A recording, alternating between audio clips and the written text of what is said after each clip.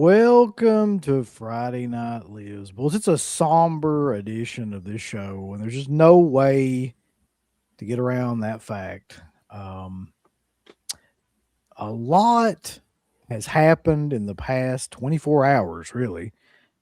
And unfortunately, a lot of people, a lot of people that we really look up to um, in the entertainment world have passed away. And I can't really remember short of you know, the combination of Ozzy and Hogan dying pretty close together there, like, I mean, this is bad. It's been a bad day. Let's just say Yep. that. Yeah. But for those of y'all that are just coming in here, we're going to talk about all this shortly. This is basically just going to be like a regular show, just a question answer kind of show. You put it whatever you want into the chat. And we're going to be talking about all these guys that passed away today, and uh, you know, mostly try to talk about their films and kind of go through a list of their films. But yeah, it's been crazy. It's been depressing. Mm-hmm. But we're going to try to make chicken salad out of chicken shit if we can. We got a bunch of new people in here that I haven't seen before. Maverick 77 Defender. Good guy. On 5. We got Kyle Steven Seagal fan 2000. He's one of the last ones left. We got some regulars too, like Alex Sanchez, and got Bog Zombie. We got Preston, Mortal Nightmare, Jostradamus, Chaz, Matter Pat. This one is new to me too. Black Desert Snake. Trapper Keeper is not. Manny's in here. And let's see. Daltonio? Dalton. Yeah. Oh, I thought it was. I guess Daltonia. Yeah. Yeah. It was like Dalton, like Patrick Swayze. Fat Pig the Conqueror. Tales from the Video Store. So Steven Seagal. Fat pig. Look, that's mean. He's fat, he's big, and he conquered donuts. I agree with you, Nick. Like that theme has forever been stuck in my head since I was a kid. Sylvester Mm-hmm. did Back to the Future. All right. So I guess we'll just get right into it, boys. This is a day of mourning for a lot of people. Yeah. First thing that I heard actually was this morning. I don't know if this happened today or yesterday, honestly, but like I just heard about it this morning. Jamie Blanks, Australian director of Urban Legend, which is my favorite of those Scream era knockoff kind of movies. I think it's an excellent movie with a great kind of like setup, great kind of premise that everything in it is like a different urban legend, and it's got a really good cast too if you think about it. Rebecca Gayheart, Jared Leto. I always forget the redhead chick's name. Alicia Witt. Alicia Witt, yeah, all great. He was supposed to do I Know What You Did Last Summer. Yeah. Before they bumped him, and then they got Jim Gillespie instead. And that was a interesting story how he kind of was going about getting the job. He had cut together a fake trailer, spent like $3,000 of his own money, and him and his friends made like all the best scenes and stuff for the movie, and that got him the job for Urban Legend ultimately. But he had cut it together so he could get the job to work on I Know What You Did Last Summer. But it all worked out. That's the bet. He did the better movie anyway. I think so. I really do. Like I much prefer Urban Legend over I Know What You Did Last Summer, to be honest. Same here. I agree, but why? Like, I mean, I agree with you, but what makes Urban Legend different? Okay, for me, it's just that I Know What You Did Last Summer is very boring. It was not very boring, but it's boring to me. The cast is very generic. And although like they're pretty much all known to some degree or another, they're just very vanilla. And the kills are vanilla. And the killer fucking is an awful idea. Really. It's a very safe, even for that time, slasher movie. Yeah. In so many ways. I mean, the one thing that it had going for it was it had that stupid ass idea of like, the note that says, "I know what you did last summer." Just kind of fun. But other than that, like that was a song. Na na na na na na. That's great. Hush, hush. And then old Jennifer Love Hewitt is just spinning around in a circle. What are you waiting for?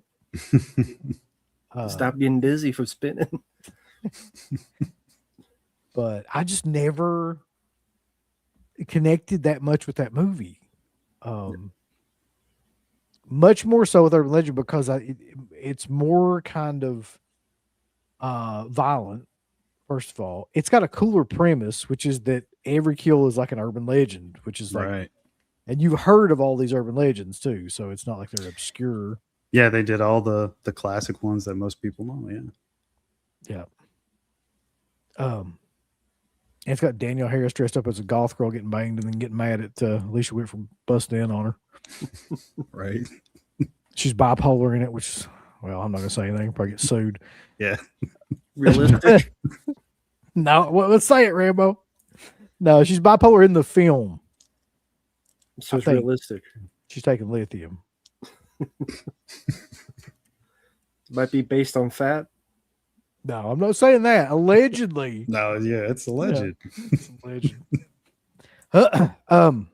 Here's another interesting fact about him, though, is that he also directed Valentine, which I know is Rambo's favorite film. No. I'm sorry he passed away. I too like Urban Legend. Valentine. Everyone makes a bad movie. That was a pretty bad movie.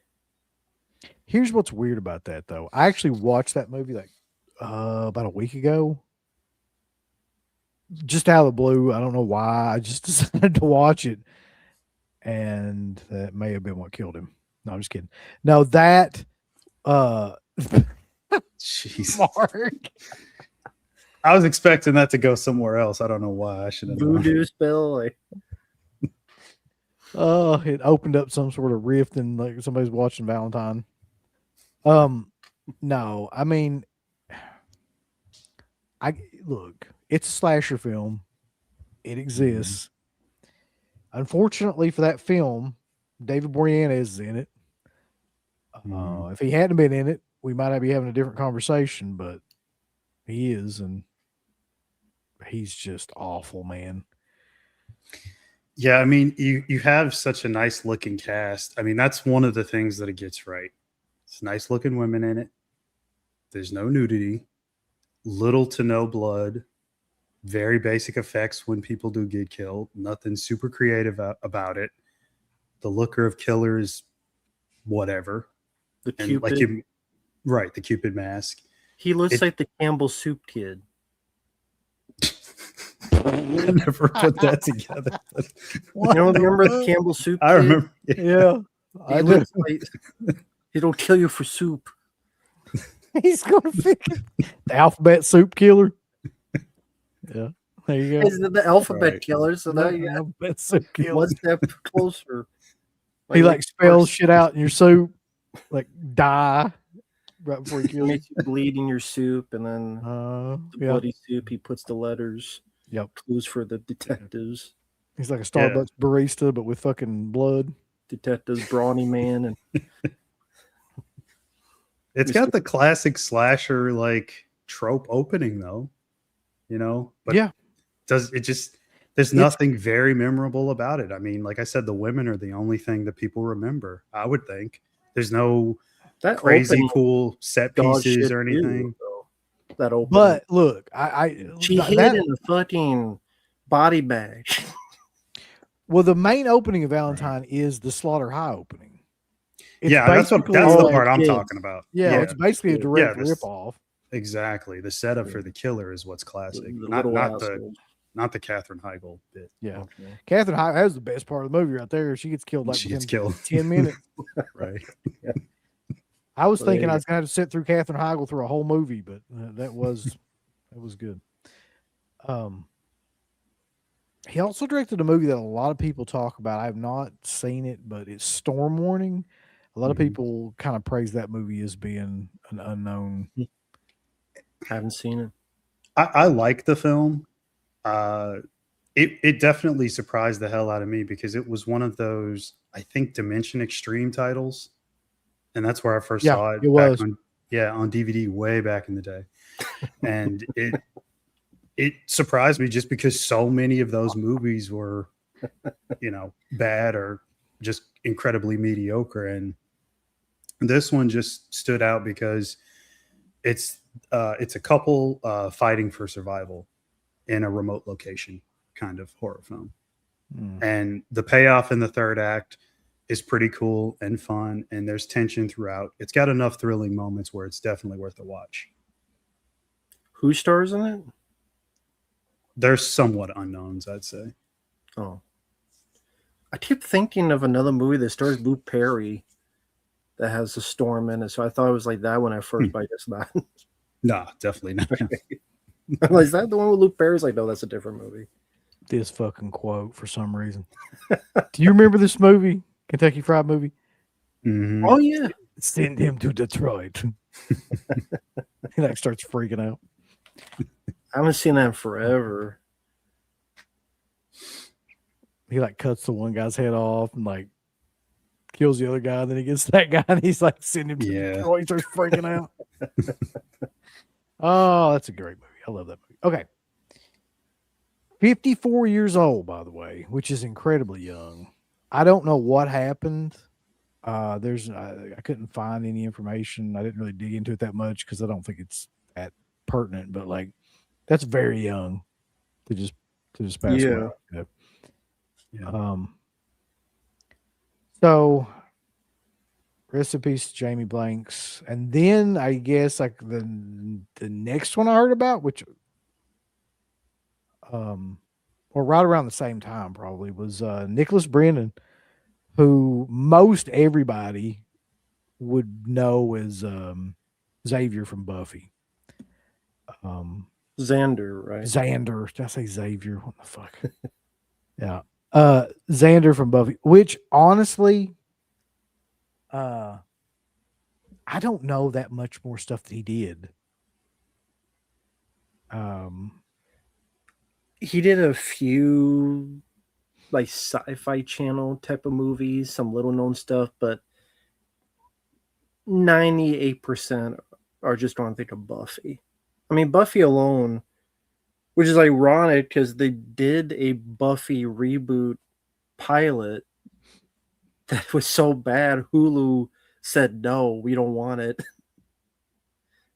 So yeah, the Buffy pilot got rejected. Yeah, I saw that. Didn't Sarah Michelle Gellar make an announcement about that or something where she was talking about it getting rejected? Yeah.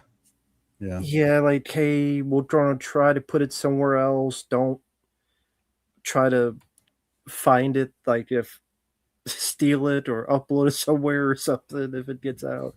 Don't read any scripts for it. But I like the Buffy the Vampire Slayer TV show. For those who were here when we talked about horror TV shows, we did briefly talk about it in that. Mm-hmm.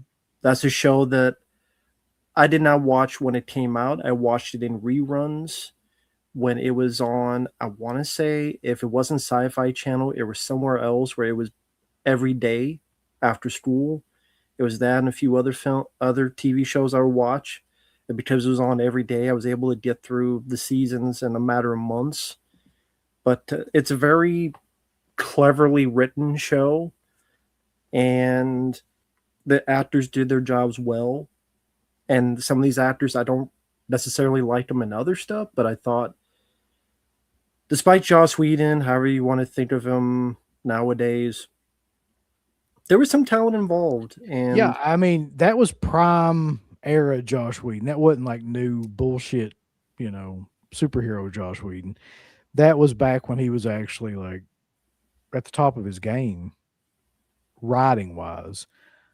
That show like really straddled the line between being goofy and comedic, but also being really like dramatic and dealing with death and actually killing people off and like main characters and doing shit that like Stranger Things should have done but fucking pussied out about. That kind of thing. Basically, that show was what Stranger Things wanted to be in all ways. Fuck Stranger Things, right? Dude, you have any idea like how annoying it is to watch a show for that many seasons and then get to the end of it? It just be complete bullshit for a whole season. You're gonna get that box set, UB. No, I guarantee you I'll never get that. I didn't watch the finale of Stranger Things, but I heard nobody being happy. No. But with Buffy was weird because and people gave me shit back then and probably still will for, watching Buffy and liking it and everything. But truthfully, it wasn't really one thing. It was comedy sometimes, it was horror sometimes, it was kind of a mixture sometimes. And it was there's a musical episode of it. There was it just ran the gauntlet of all kinds of different. Yeah, there was an episode where there's no dialogue. There was hush. It tried to be creative, and it was creative a lot of the time. So, Well, what age did you watch Buffy? If you go around age, I was I would have been. Well, when did it come out? It seems like I would have been 16, 17. I mean, that's the age to watch it, so I don't know why people were giving you crap about it. Like, what were they saying? Like, what? Well, I guess it's just not. It's the same thing that people say when I tell them that I like Megan.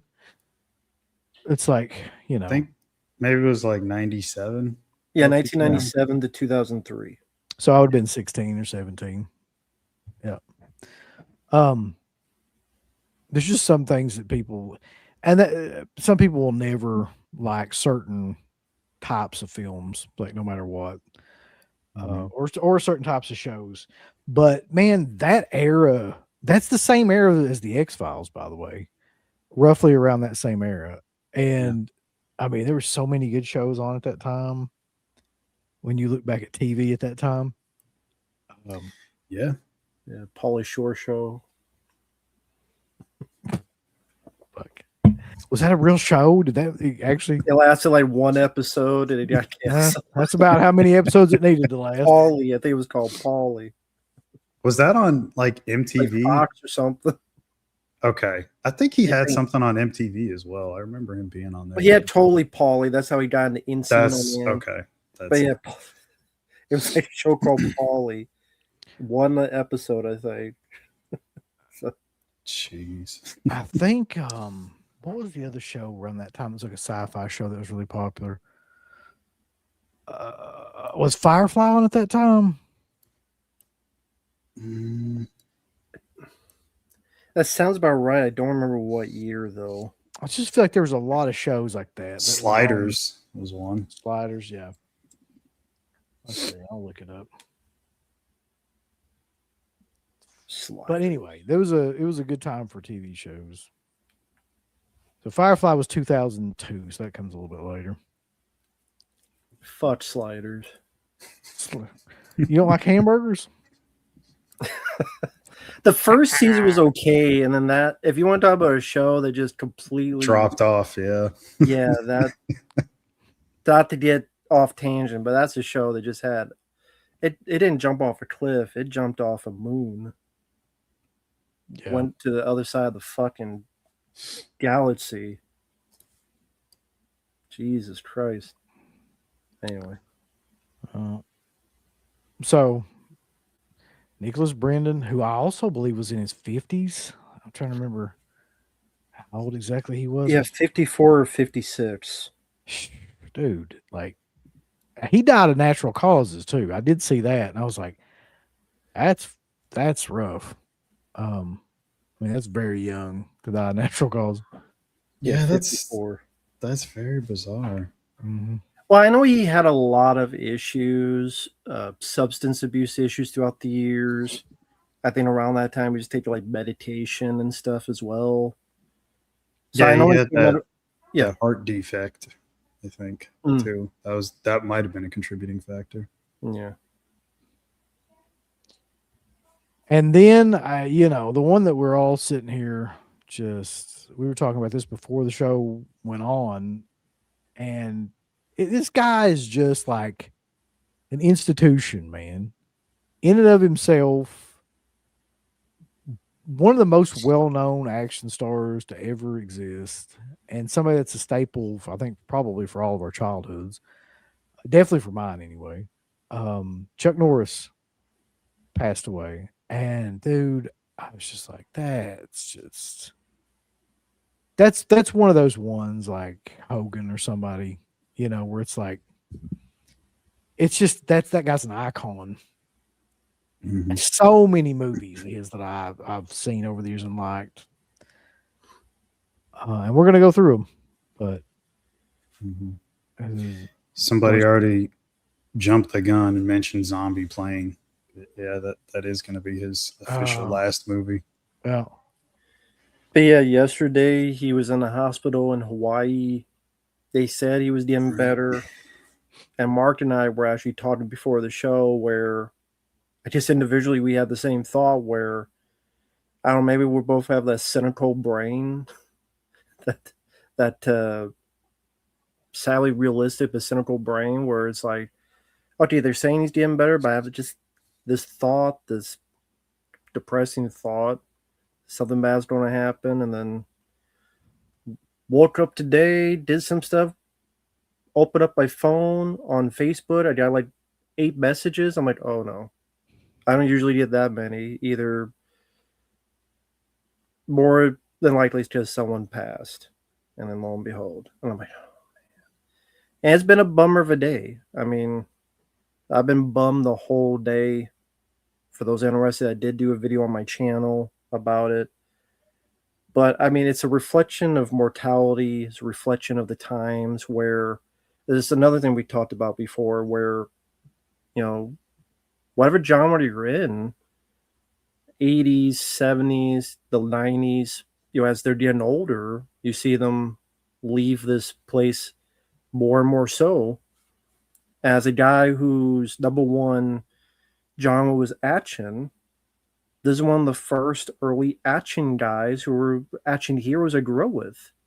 That watched for escapism and entertainment.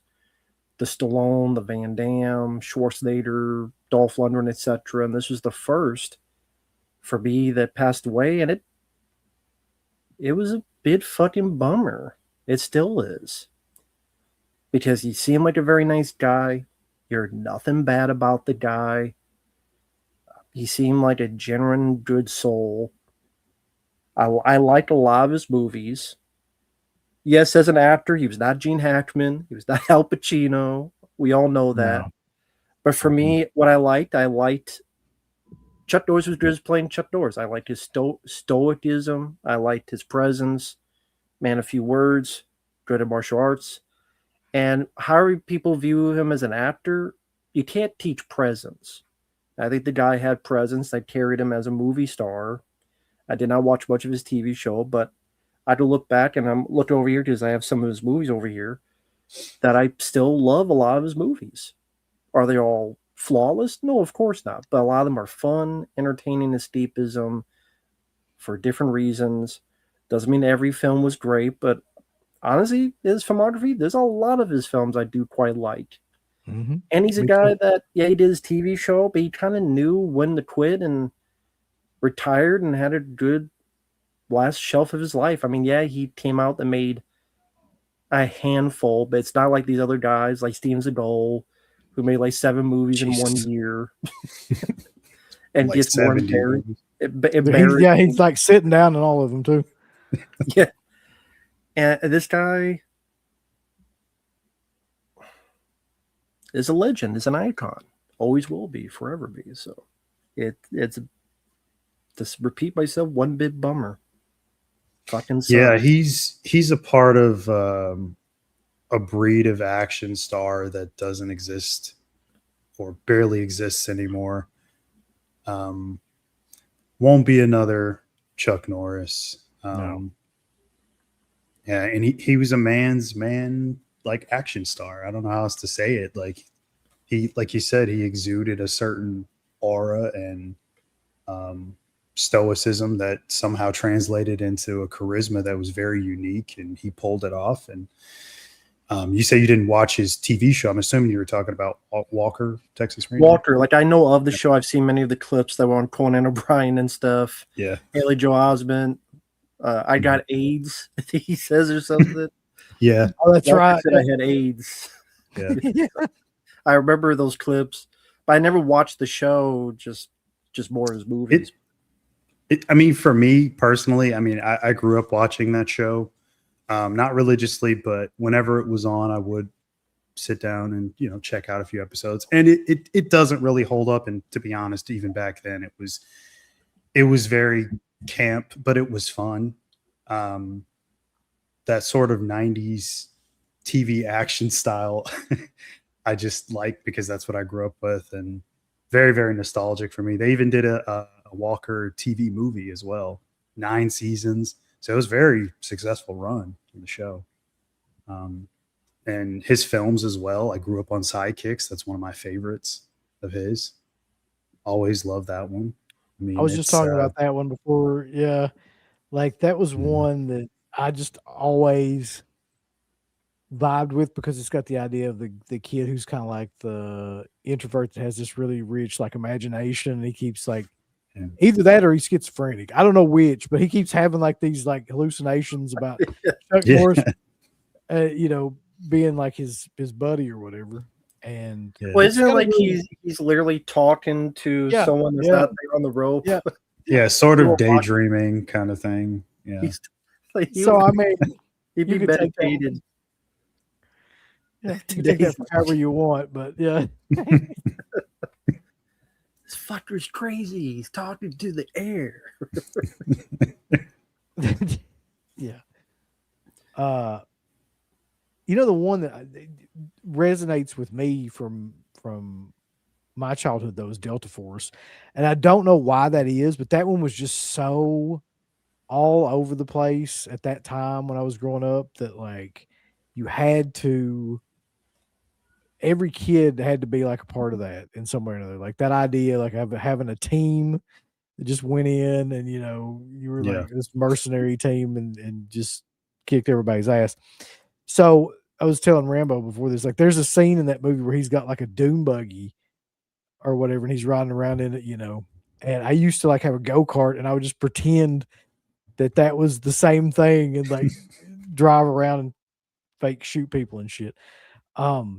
But Delta Force, I probably watched that movie 100 times when I was a kid, at least. And that was my first real introduction into like who Chuck Norris was. And from there, I mean, there's so many good films to talk about. I agree with what you guys are saying too about he's not a good actor. I mean, he's very wooden. He's very, he took like an acting style like Charles Bronson, kind of same presence, but he did have like a real charisma about him, and he was a good martial artist, probably like one of the best martial artists we'll actually talk about on here too. Do you guys know like the origin of the Chuck Norris jokes? Do you guys know how that ever started? Okay. I mean, I don't remember when they were popping up, but the actual origin, I don't know. I've always been curious about that. I remember years and years ago, there was an app that you could get, and it was all Chuck Norris jokes. It was like a database of just Chuck Norris jokes. So you could just contribute your own, or you could just read what's on there. But and people have been posting some of the best, just sort of in remembrance, because I know he was fond of the jokes. He did like them. So I've been seeing so many on social media. So I figure what we'll do is just talk about some of these movies. I think we need like a visual aid for these, I think. So I'm going to just pull up the posters probably and just kind of like talk about them that way. Okay. This will be cool too because you guys won't know what's coming. I'll just mix it up. and you kind of tell me like your impressions of these films. Of course. So we will start off with one of my personal favorites, and I'm curious because I don't know if we've really talked about this movie a lot, but let's bring this one up. What are you guys' thoughts about The Octagon?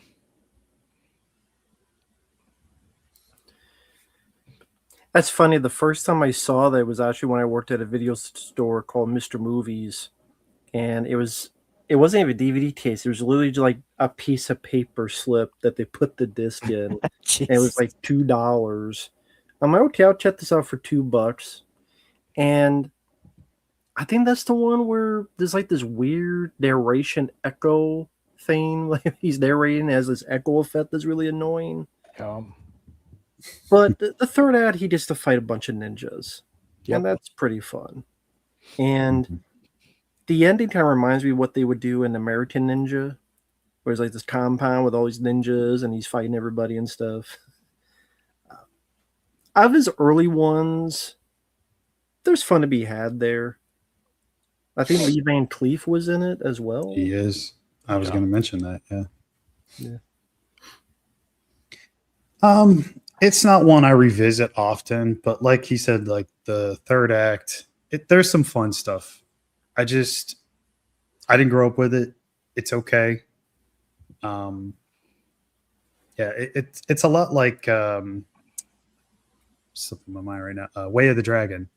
Like yeah, it is that kind of setup. Like I that's another one like I didn't grow up with. I it's fine. I appreciate it, but I don't ever really go back to it too much. Look, we're gonna have a conversation about Way of the Dragon here shortly. Trust me. Okay. Great movie. This is okay. I like it because it's like you said, like the ninja, the whole like it's a martial arts film, really, and where he just kicks the shit out of a bunch of ninjas, and I always appreciated that for an '80s film. Let's see. So the next one to talk about is let's go some of the early ones first. Sure. Okay. Yeah, okay. That cover is just awful, so I'm going to skip that one. Some of these covers are pretty bad. Okay. I always remembered this cover more than I actually remembered the film. And this one is one I haven't seen a lot, but I remember that he is a cop in this one. Code of Silence. Yeah, this is one that the critics liked a bit more than some of his others because the director of this would go on to direct The Fugitive, Under Siege. Andrew Davis, yeah. And this is a pretty good one. It's one that's, I think early on critics thought was the better made film. There's a little bit of, he's dealing with some corrupt cops, but he's also dealing with some bad guys. I remember he has this big, like not a drone, but this big machine that's like remote control they uses to help blow up the bad guys. And in order to save this girl. It's a fun movie. It's not one of my favorites, but I do remember liking it. Yeah, it's I think it's set in Uptown. Chicago. Yeah, in Chicago, in Uptown. And it definitely has a bit of a neo-noir thriller vibe to it. It kind of feels like a bit of a Dirty Harry ripoff in a way. That's exactly what I thought of too. So it works. It's fine. This is another one I don't revisit too often. But I do like quite a few people in the cast, like Dennis Farina's in there, and it's okay. I like Missing in Action more though, which was around this time. All right. Well, let's go to one that I think we all have pretty good memories of. Silent Rage. Yeah, definitely. Um, Jesus, man, just the idea of this movie. Did Rambo die? What happened? I don't want to. We didn't lose 4. Oh, he stepped away for a second, I Okay. think. The idea of this movie I always loved. So you had like a Halloween Michael Myers kind of dude with a cop, like a super cop. Right. So it was that kind of counterbalance. It was like a slasher film meets like a martial arts cop film, and always love this movie. Love the guy. You probably know his name, Mark, who played the killer too. Oh, I have that one. That's it. Yeah. Yeah, Brian Libby cool. played the killer. There you go. Yeah, he was. Always thought he was really good. This is one of my. This is definitely in my top 5 favorite Chuck Norris films. I Same know one. a lot of people say the similar thing, but it always remind me of him fighting Michael Myers. Yeah, that's what I just said. Yeah. Okay, so I was away for a bit, had to get something, but I like when action heroes delve into more of either a thriller, horror, sci-fi realm that's outside of the norm. Especially, it's a little bit more horror compared to a lot of his other movies, and I mean, it's more like a Frankenstein monster type of tale because it's not any slasher or anything, but It's that's the best of the 3. Well, yeah. we were Hero on the talking Terror- yeah, we were Hero on the talking a Terror little held down on this earlier. one. Yeah, it's the best of the 3. Yeah, I think this one just has such a fun, unique feel to it. Like for that time, he definitely wasn't doing anything like this movie. No, And Ron Silver, Ron Silver's in it. Yeah, yeah, he he's. shows up and he's I don't know why, but he shows up. Yeah. Yeah, he's one of the doctors. Stephen First from Right. Animal House. He's Yeah. the deputy. Yes, and has a good atmosphere at the beginning. I think it has a really good musical score where in the killer, he's like, I'm losing it. And he just goes crazy. And Chuck Norris has to stop him. And then the experiments that happen. Has a good bar brawl. They get to see some of Chuck Norris's martial arts tendencies. And then the second half, to the third act, plays like Halloween 2 in a hospital. And I've seen people do edits where they take Halloween 2, they take this film, and they put them together, and it worked pretty well. But it was cool to see him like take on an unstoppable killer. And let's roll for a sequel. And I would say if there's one Chuck Norris film I would like to have seen a sequel, would have been this one in the 80s, like Yeah, the definitely. late 80s, the Sound yeah. Rage 2. I think that would have been cool to see. It had a cool premise, which is like the indestructible killer versus the super cop. You know, like Yeah, that tagline. Science created him. Now Chuck Norris must destroy him. yeah, which he does. Yeah, yeah. it's like Hogan versus Andre Bulls. It would have been a great sequel. So we got a super chat though. Jamarl wants to know, what is Chuck's best acting? He says, I think Missing in Action 2 or Code of Silence.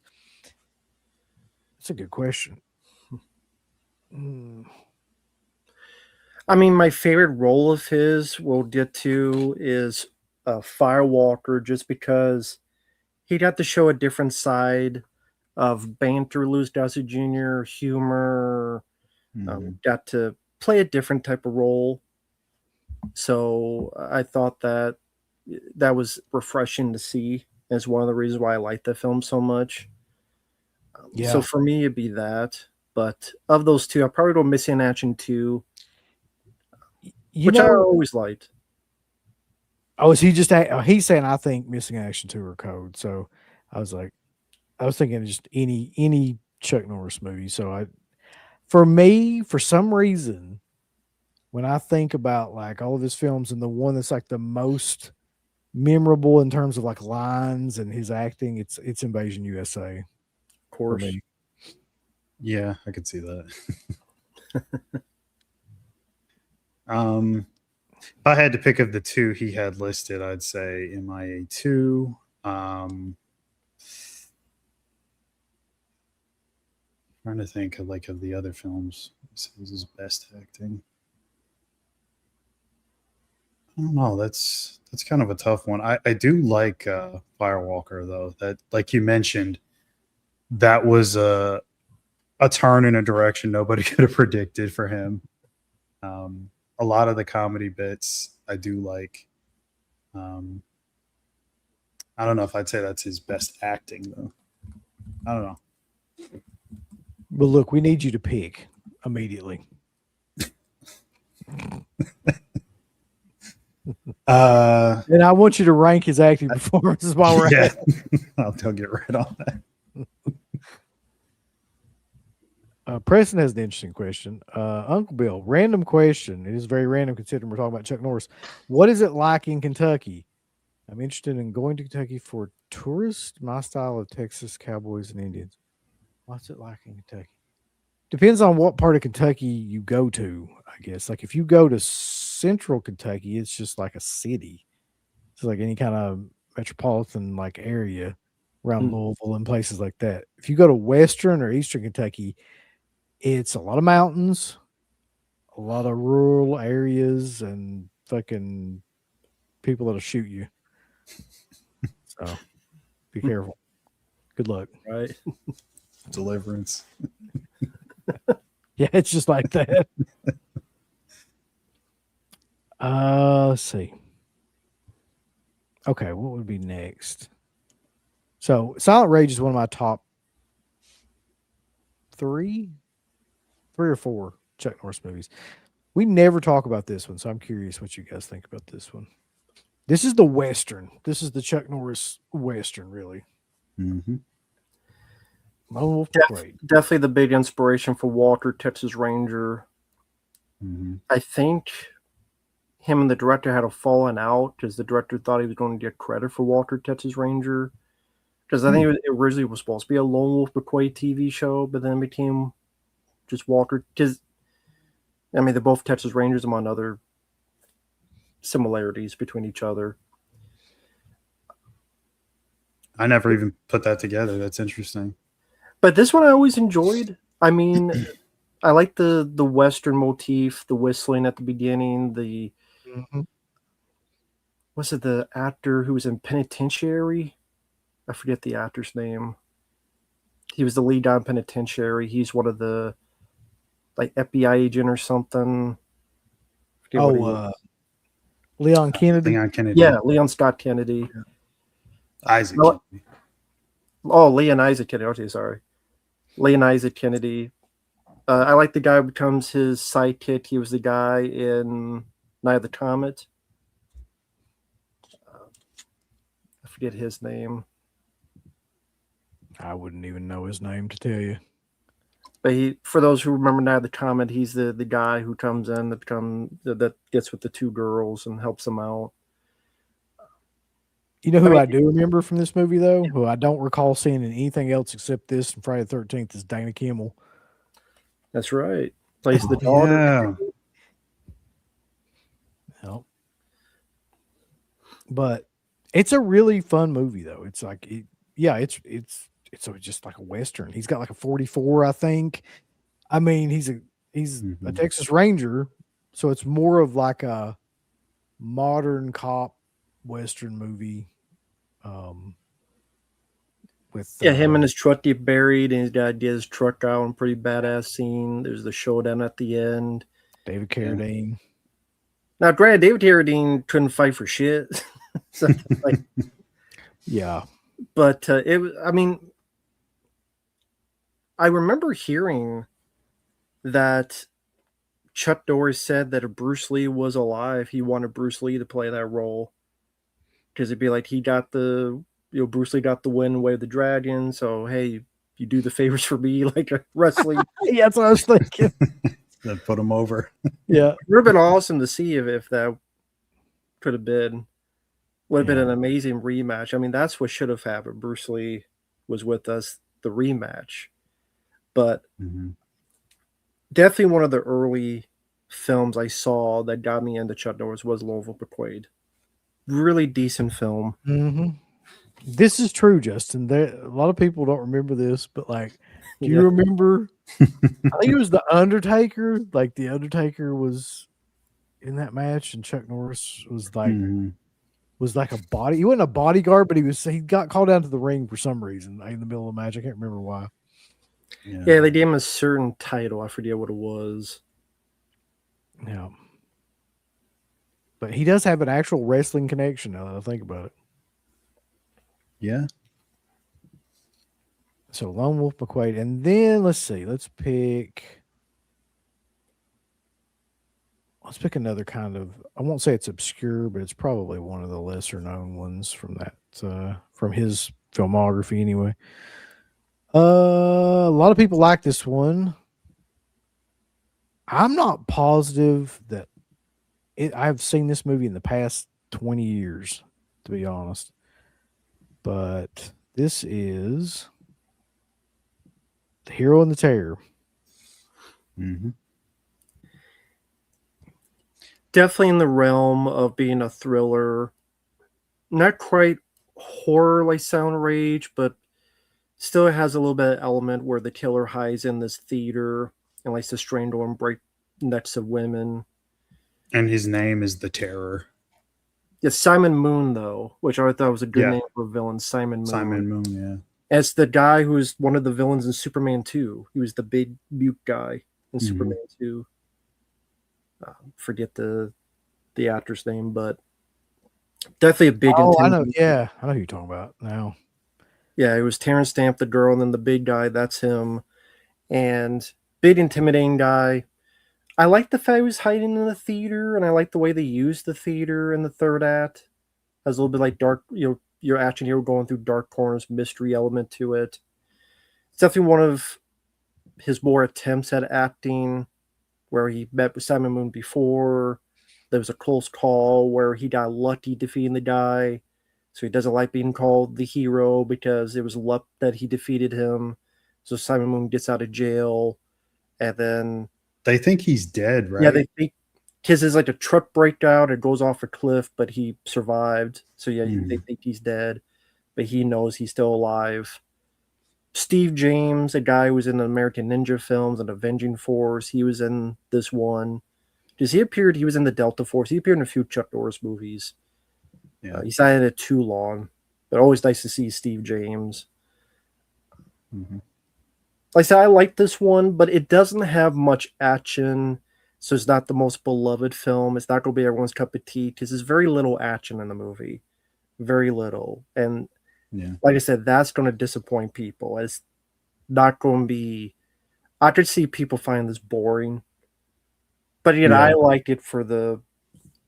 Like I said before, I like when action heroes. Like a lot of people, like me and Mark, we talked about ICU with Stallone. A lot of people at Uncle Bill, they find the film boring, which is understandable, but we like it because we're weird that way. We like action heroes telling those different venues. So I just see people find this boring. But I mean, if you're coming off Silent Rage, don't expect it to be Silent Rage because it's totally not. No. Same thing goes for Hellbound. And even I like both of those, but I mean, I think Hellbound is a bit more supernatural because isn't it a demon or something? Yeah, it's a demon. Right. So yeah, this one a bit more practical in the fact that it is a serial killer that he's chasing down. But yeah, and Billy Drago's actually in the film as well. Billy Drago. Right. That's right. Yeah. And Ron O'Neal as well. All right. So, what about this? Is another poster that I always remember, and I'm curious what you guys think. Another movie I don't think we've ever talked about. Force of One. I remember when I first seriously I thought this was a sci-fi movie. It looks like it would be, yeah. I thought it was like Silent Running or Logan's Run or something. Yeah. Well, it also has Jennifer O'Neill in it, who was in Scanners. So fucking, you would think it was a sci-fi movie for sure. And And then Ron on like the old he again. hears the silence. I'm like, okay, this is like a sci-fi. And then I was disappointed that this is a sci-fi movie. Like, this is a film I don't remember much about. I need to rewatch it again. I think it's about a killer that goes after cops, and he knows martial arts. So yeah, like Yeah, he's targeted by like a killer, and I think he's supposed to join like this anti-narcotics police thing. And of course he's like, but he's like a former karate champion or some shit like that. Yeah, it's another one I'm not that into. It's okay. This one was this a late 70s one? This one wasn't in the 79. 80s. Okay, 79. And Clu Gulager's in this movie. Yeah. Yeah, he's one of the cops. He's like lieutenant in it. Yeah. Mm-hmm. So interesting thing about these movies too, because I haven't really been checking this, but like these movies made a lot of money, a lot of profit. Like for example, this movie, looking on here, has a budget of $2.5 million, roughly 2 to 3 million, and the box office was anywhere between 20 to 23 million. So, Man. his movies were making quite a bit of money for Yeah. 79. Well, there's definitely was a demand starting in the 70s for martial art kung fu films of any sort, since so many theaters had an abundance of kung fu films that were poorly dubbed.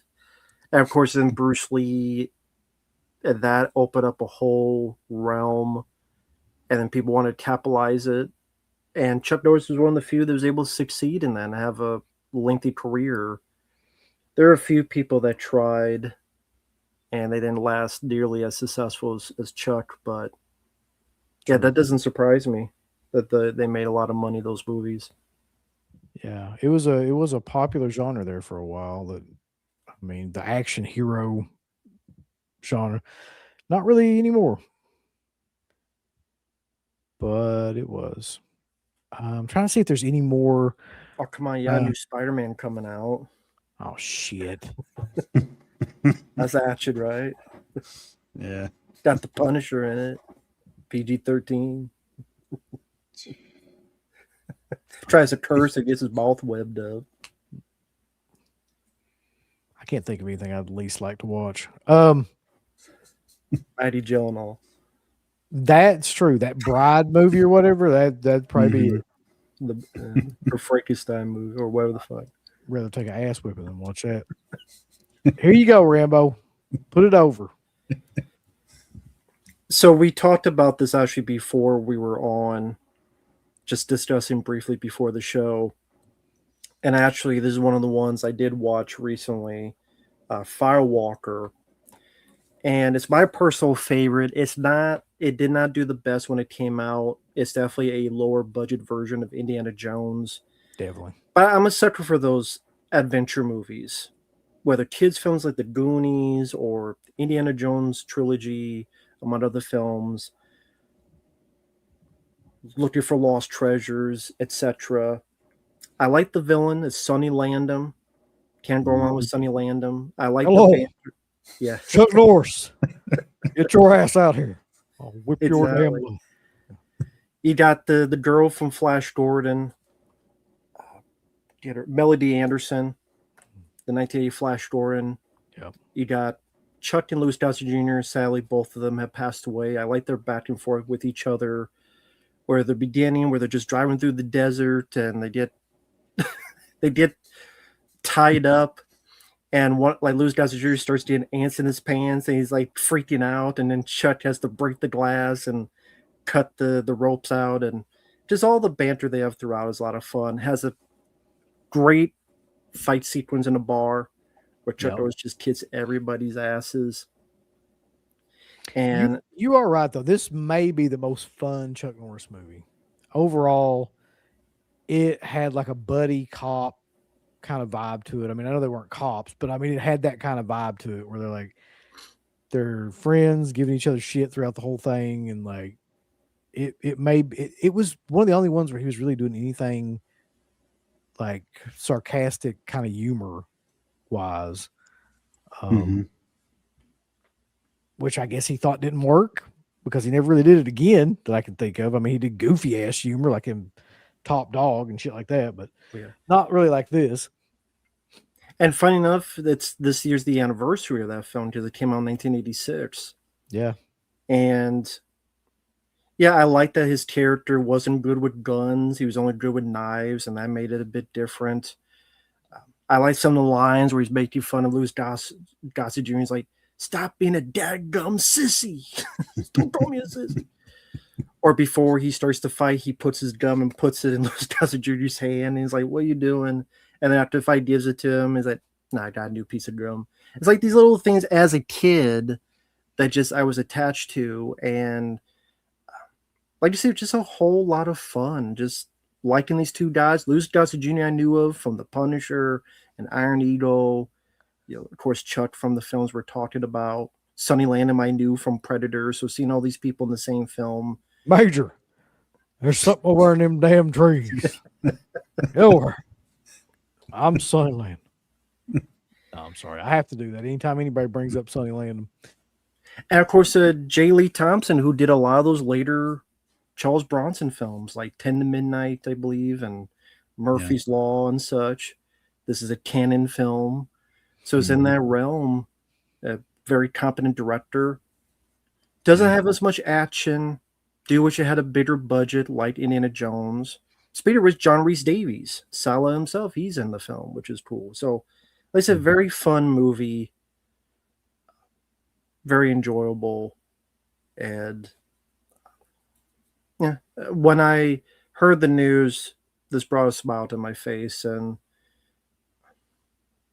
watch it again. Just as revisiting something from my childhood. So good memories, good times, and great poster as well. Sadly, nothing on the Blu-ray, not surprised.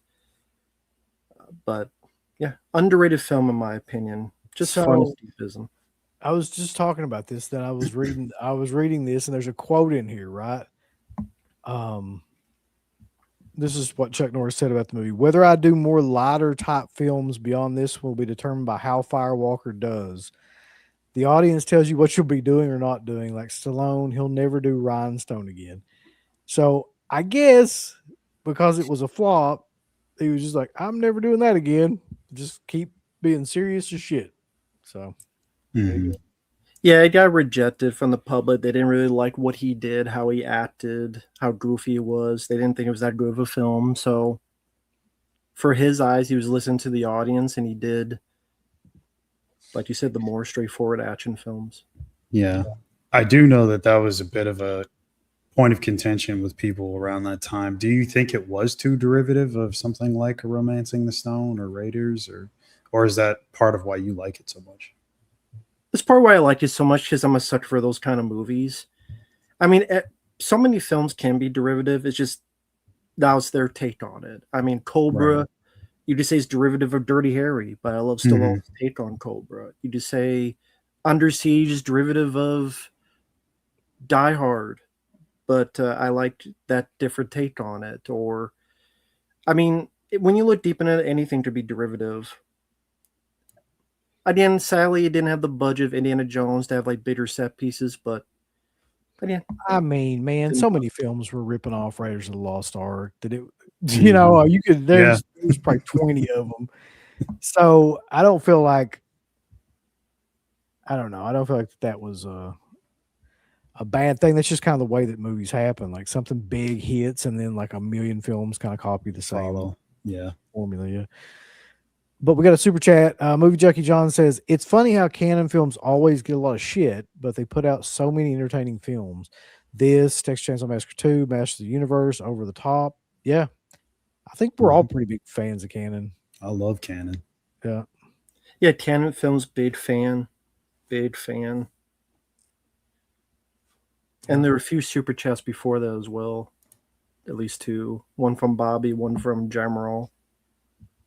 I feel bad for this poster. Chuck Norris was a super cool, down-to-earth person. My uncle got pics of them drinking Budweiser after their shooting. I feel like that he meant Budweiser. Yeah. But Budweiser is, you know, whatever. Don't drink the Bud Wiener. No, the Bud Wiener is the worst. That's Seagal's choice. He loves the Bud Wiener. Bud Wiener. All right. So Firewalker, I agree with you. I need to go back and watch that one. That's one from my childhood that like I just didn't. I kind of forgot about it honestly, and need to go see that again. Yeah. Well, okay. Let's bring up one that I feel like that. Oh, there were two super chats before that as well. Well, Rainbow, I don't give a shit. I ain't here to cater to these motherfuckers and their super chats. So actually, I that's all, care. that's all I'm here for. The super chats on for me. Oh, is that right? Well, fuck it. We don't need that. They're right. I We care. don't need to get them. I would if I can't click on it. Only you can. I know. I'm not gonna click on them. Where in the hell are they? Seriously though, I can't find them. They're above it. Oh, it's Bobby. Yeah, one's from Bobby. Oh, And one's did I from miss- General. How did I miss Bobby, boys? Hold on. CK smashed Fred from the Fred movie. CK told John the Zero Cool Cena, if he don't face CK and his son Fred will have more pain. You haven't seen Fred the movie. I'm betting. Lord no. Thank God you haven't. He was an old YouTuber that I remember him. That he talked with that really weird squeaky voice and shit. It's just I don't ever have any desire to see that movie. I didn't know you even knew who he was. Yeah. Yeah, I'm God old as shit. forbid. Rambo. I saw that movie. One of the worst comedies ever. Where's this other super chat? Because I'm missing it. It's Somewhere. after Bobby's from Jamroll. Oh, okay. I was going backwards then. It's from Jelly Roll. Is he in this chat? Jamroll, not Jelly Roll. I thought he was going to sing to us. I hope not. Thoughts on the actor Soon Tik Oh? So for those who don't know, that is the main villain in Missing in Action 2 at the beginning. He's been in a few other films. Colonel Braddock. That guy. He worked well as a villain. He had a good fight at the end of Missing in Action 2. Definitely a character you love to hate. Definitely played a good, evil, bad guy in Missing in Action 2. And I always enjoyed him, but again, that's a film that's nostalgia to me. Like the first Missing in Action film. Definitely. I always remember him from Beverly Hills Ninja. Oh, yeah, he was the master. Yeah, Chris Farley's. his sensei. Yeah. That's right. So apparently we're I gonna like have, that movie. Yeah, I know do Chris too. Farley hated it, but I like that movie. We're gonna have to fist fight about this one apparently, but here we go. Way of the Dragon. Oh, you two. Okay, you two fist fight. Look, Mark. I didn't say I hated it. You downplayed it though. You fucked up. I had the DVD of this when I had just gotten out of college and like I had like an apartment, really shitty apartment that was like literally 2 fucking rooms, and you know you couldn't play music or anything or do anything because like the people right next door to you is like the walls were paper thin and they'd bang on shit and like give you all kinds of hell about whatever you did. But I had a DVD player. I didn't have cable or anything because I couldn't afford it at that time, and played the shit out of this movie, especially the final fight scene in the Coliseum with Chuck Norris and Bruce Lee, which I still to this day think, and a lot of people won't agree with this because it's slower paced than like the way they sped up a lot of fight scenes even then, and you know the 80s fight scenes and stuff like that. But I still think the choreography in that fight scene is like some of the best choreography and best cinematography for that matter of any movie. And I like Way of the Dragon more than I do Enter the Dragon, to be honest. Interesting. Was that wasn't one where he did the fight choreography, was it? Because I know think he did. Norris did a lot of them, more so like in the, I think like the early to late 70s, but I don't know. I'll have to look that up. I think it was Bruce Lee, I think, because he directed the film. Okay. Yeah, that makes sense. Probably. So how come you hated? Yes. How come you hate it? Never said I hated it.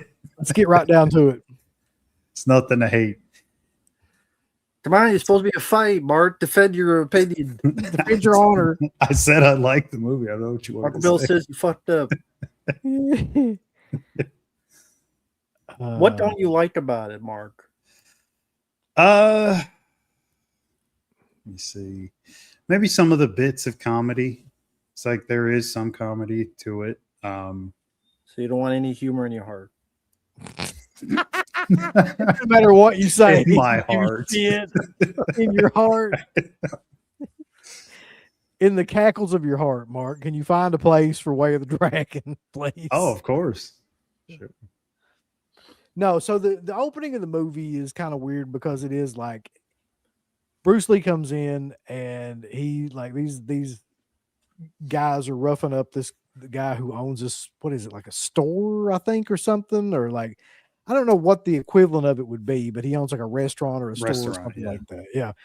And so Bruce Lee comes in, and every time these guys come in, like he beats the shit out of them, of course. And there's some great fight scenes in that too, where he uses the nunchucks for the first time and like does all kinds of shit, and it's really cool. But there's a lot of humor in those scenes too, and there's always like the goofy kind of guy, you know, and he's got like Bruce Lee has like a couple of people that help him, and they're kind of goofy, and it's like the ragtag group of fighters or whatever. Yeah, I guess that's a perfect way to describe it. Yeah. So I could see that because it's not as, in no way is it as serious as like Enter the Dragon. Yeah, but I always really liked that. I just liked. I liked the whole thing. People in the chat turn on Mark. Are they? Yeah. What? Oh, What yes. Mark hate? Why you hating Mark? Why you hating Mark? What happened to you as a child? Why you hate everything? You hate white. You hate black. Wet movie. I'm glad you're here, man. I hope you're doing better. I know that you were in the hospital not long ago, and I saw that you got out, did an interview with Dolph Lundgren, so that's a hell of a way to get back into it. So Yeah, hope you're doing well. Yeah. Wish you the best, man. I hope you're getting better, man. Take it day by day. Yeah, man. That's exactly right. Probably the most memorable part of that fight scene. He had to pull his chest hair out to get the advantage. The dastardly move that Bruce Lee. Yeah. Psycho Hobo says, "Rest in peace, Mr. Norris. I've always loved Texas Ranger." Yeah, again, I never saw much of that show except clips. One day I will have to go back to rewatch it, to at least watch it one time. Just because I never saw the show. The episode with Sting, too. The what? The episode with Sting. Sting? Really? The wrestler, yeah. Yeah. Okay. Yeah. He had like a okay. like a bandana or whatever. Just trying to play like a badass. Yeah, I'm sure there's a lot of cameos in there. Bob Zombie's got a good point. He says, "Mark, you have a multi-million-dollar mansion and a cocainium couch. Please stop being so bitter." Yeah, why are you so I'll bitter? try. I can only try to be better. You hate Bruce Lee. You hate. I say I hate Bruce Lee. I like Retro's post is just why why are you the way that you are? Okay. Only God knows. Red Bear the Pirate Oh. says some idiot at Variety. I saw this article too. Some idiot at Variety said Chuck's politics will overshadow his legacy. Hell, some people said he deserves to die because of his politics. So he was conservative, and there was an article on Variety that said it did have one of those, clickbait titles that was like, started all these action movies, but his politics may overshadow his career. That was like the title. And I was like, buddy, go fuck yourself. Like, seriously. I mean, somebody makes this many films and has that long of a career, and the only thing they can focus on are his politics, which I don't even give a shit what your politics are if you're making movies, to be honest. Right. But they did, because that's where we're at. Most normal people don't know and don't care about politics, let alone his politics. They don't. I bet most people don't even know what they were. No. Most people talking about his movies. They're talking about Missing in Action, and Sound Right. Rage and this Yep. film, which Mark hates. But seriously, like they're talking about these films. They're talking about how a legend he is. They're talking about the Chuck Norris Fest. They're talking about he had a damn cartoon, which I never saw back in the day. He was in Expendables 2. That's what they're talking about. Yep. So no, that's ridiculous. Like it's clickbait. It It's is. because Yeah. who knows about variety anymore? No one and nobody. It is weird though how like those publications and shit just will just put stuff out there like that, like right after somebody dies, just to fucking get people to rage bait. You Mhm. know, it's Yeah. just They're clearly looking for that type of response and reaction. that's the world we live in now. I hate shit like that. On a real quick, I'm assuming they get paid how many people go to the site because you have the advertisements. So if your website gets amount of hits, Probably, yeah. Yeah, it's the hits basically. so hit them in the face. But with my dick. But fuck them. Fuck variety. They have a variety of cocks in their mouth. Jesus Christ. And up there. Wet Movie says, thanks, boys. I'm not out of the water yet when it comes to my legs, but I have a doctor's appointment Monday. So, yeah, I hope that you have. Good Wish luck you the with that, best, buddy. man. Fuck politics. Yes, please fuck them. Like, does anybody really want to hear anything about politics right now, especially? Fuck no. Never. No. Never. A super chat from Bobby. Thank you.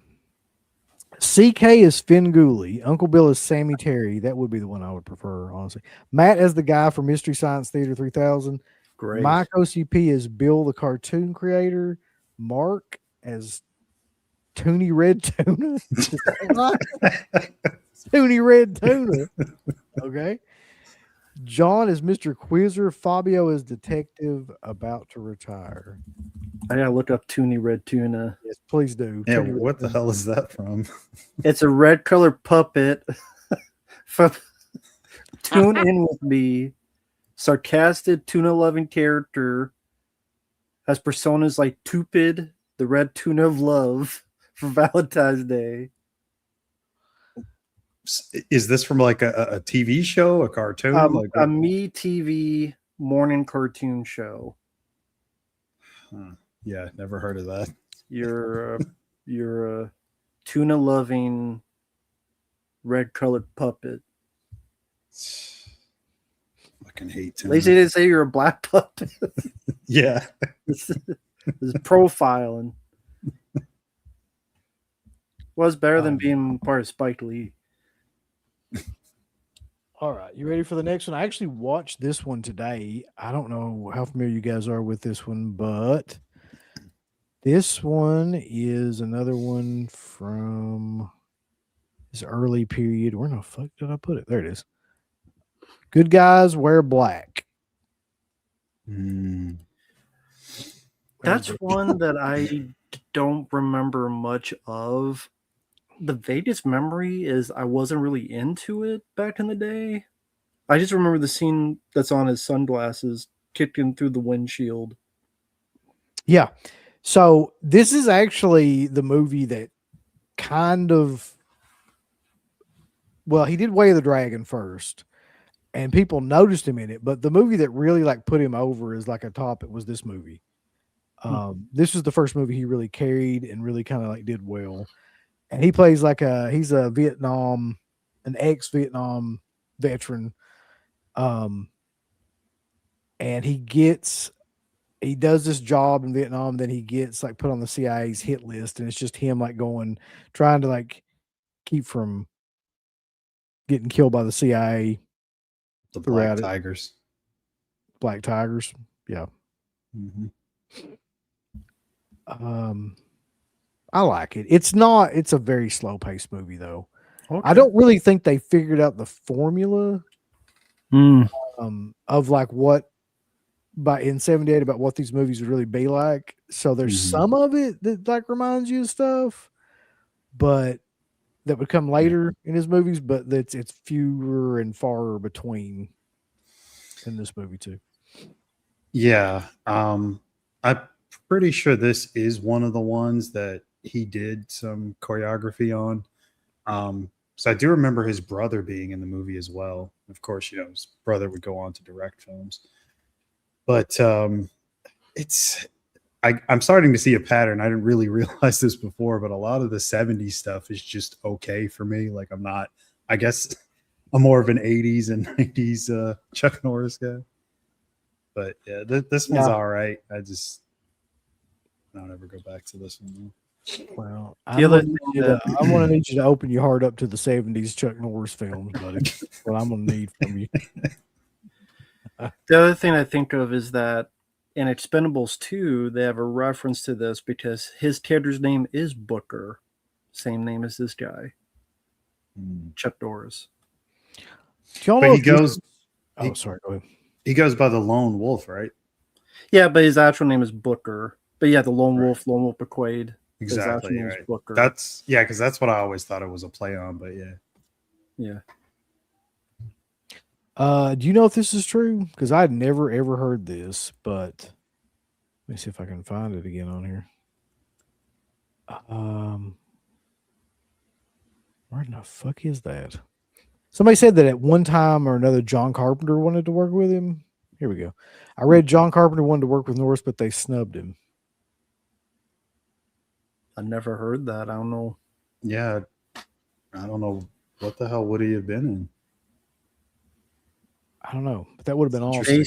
Who snubbed who? They, like the producers, or? I don't know. Maybe he's got more info about it. Yeah, he said, yes, I read that in an interview. Huh.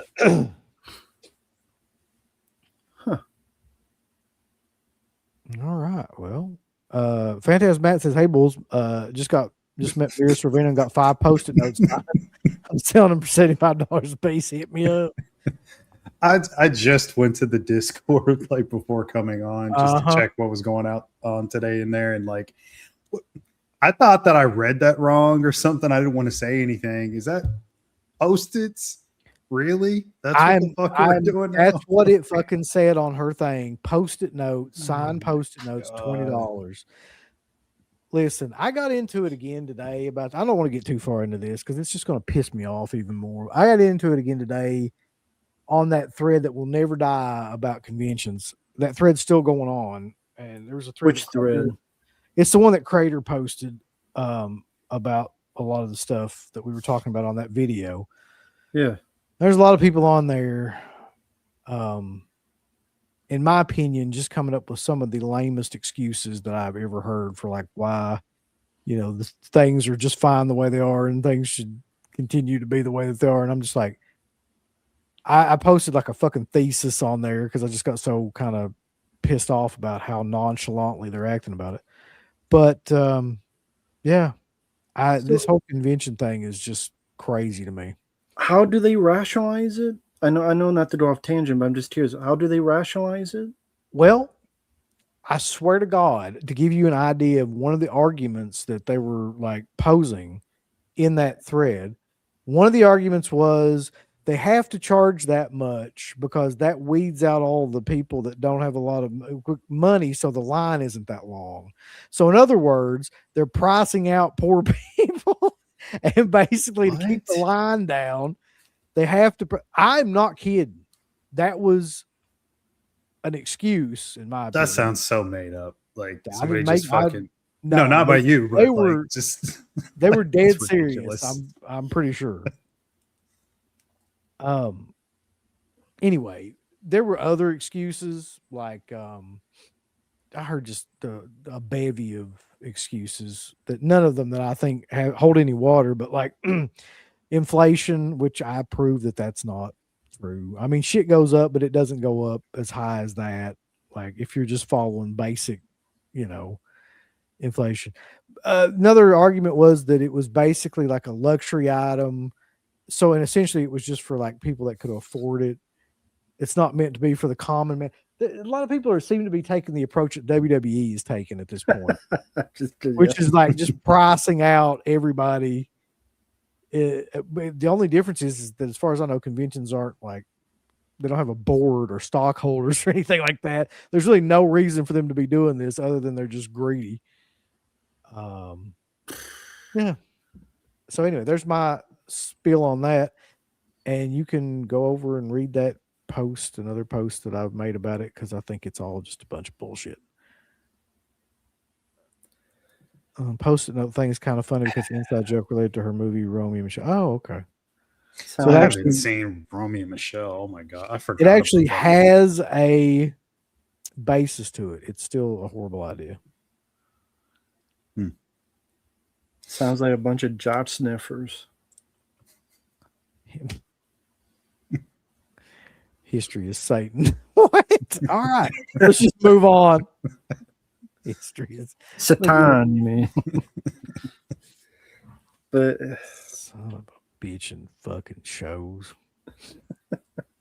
Let's see. What could we do next? sons of bitches. Sons of bitches. All right, let's do one of the more popular ones. This spawned an entire franchise, basically, with this one. Yep. Of course. Now, we're getting into the 80s now. We're almost out of the 70s movies, and we're getting into the 80s era. Norris. This may be, aside from like Walker, of course, like this is probably his most known movie, I would think. Mm-hmm. Yeah, it's the only trilogy franchise movie wise he did. I mean, there's films he did sequels like Delta Force 2, but this, I mean, just the history behind the film, where this was meant to be the second film, because the second film was meant to be the first film, and they did them back to back. But they thought the second film was a much better movie, so they put this out first, and they made the first film into a prequel. I'll be honest with you. I think the second film is a better movie, but that's just me. I actually think so too. I mean, I like this one. I do like the second one more, but I mean, I like this one. Who did the second one? Because I know Joe Zito did this one. Who did part 2? I forgot. Can't remember his name. He didn't do a whole lot. Part 2 was directed by Lance Houle. Yeah. He did, the only other things he did was Still Dawn, One Man's Hero, and a bunch of bullshit, really. Still Dawn is the only movie I've ever heard of. That's the Patrick Swayze one, I think. Mm-hmm. Okay. But yeah, I know he got a lot of crap because just the producers, everybody hated his film and the embarrassment of your film being kind of pushed aside for the sequel. So that probably affected his work later on, getting as many jobs. I mean, it was the early start of the POW films. Before that was this film called Uncommon Valor, which I always talk about. That was I 83. just fucking watched this for the first time Nice. a couple of days ago. It's a great movie. What release is that? That's the new Kino 4K. Oh shit. Okay. Yeah. That's cool. You liked it? I loved it. I thought that, the weirdest thing about it is fucking Tex Cobb was the best part of that movie. I was like, this The is grenade odd. around his neck, and Yeah. Like he's the star of the movie. I mean, he's like I don't mean he's the star. Hackman is the star, but he's like the most fun. the breakout star of the movie. I did energy from the air. I talked to polar bears. I fuck nuclear waste. Yeah. It's like, what a line. Anyway. Yeah, I mean, yeah, Gene Hackman, Patrick Swayze, Fred Ward, Reb Brown. You got a crazy cast in that. I love the ending, not to give away. I love so much. I always defend that film because I'm like, I think that's such an underrated movie. So I always try to tell people, check it out because no one really knows about it. But yeah, that was 83. That was a POW film. And then this was 84. And then Rambo 2 was 85. Now, I would put Rambo 2 above this film in terms of action, excitement, spectacle. What do you think of Joseph Zito? Like, you know him as a horror director, Friday the 13th Part 4, the Prowler. He had some fucking killer films. You mean as a director? Yeah. I mean, okay, put it to you this way. Zito directed Invasion USA. He directed The Red Prowler, Scorpion, too. Red Scorpion, Friday 4. I mean, he's got a pretty good. He didn't do that many movies, but the ones that he did, they were pretty good. Yeah. So I'm right there. So I'm with him. curious, what makes you like this? I have my reasons why, but why do you like the second one more than this? I just always thought that it was more like there's more action in it and a lot more set pieces. And it seemed like, oddly enough, it's weird that they were both filmed together because it seemed like the second one had more money, but I guess it probably didn't. If they're like all being filmed at the same time. Yeah. Mm-hmm. But yeah, I don't know. I think that there was a lot more of the stuff with them all being in the POW camp and that guy torturing the shit out of everybody until like it finally comes to a head, which was great. Yeah, he's killing people with flamethrowers. He had the big fist fight at the end. All this. They try to torture him with a rat. He's like, "Fuck that! I'm gonna bite the rat myself. Get the rat before it gets me." It's pretty badass there. Yeah. But Mark, how do you feel about these films or this film?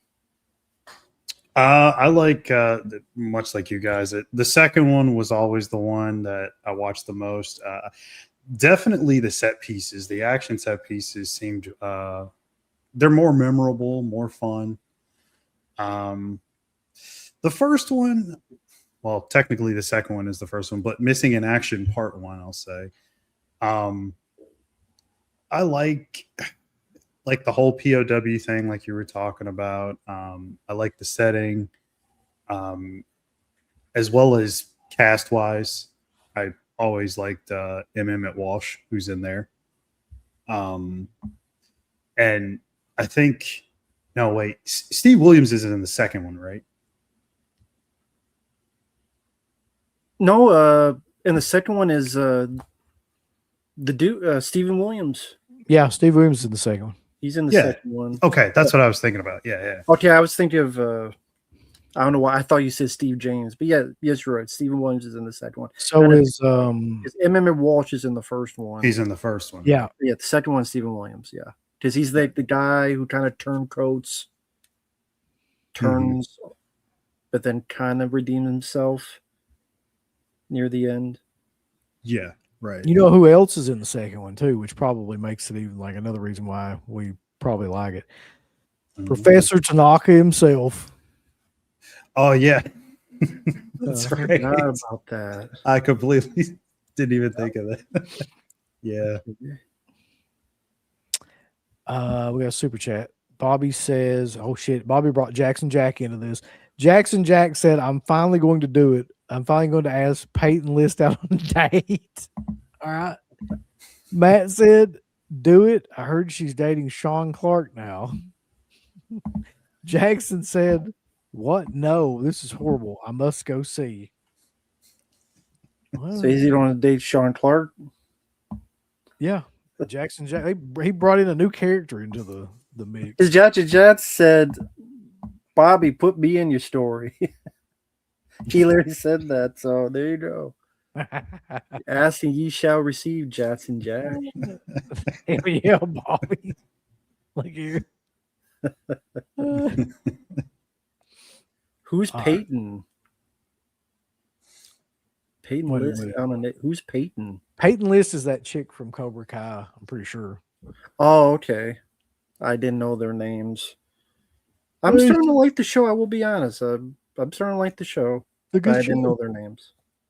It is a good show. It definitely does a lot better all the way through its continuation, as opposed to like Stranger Things. Yeah.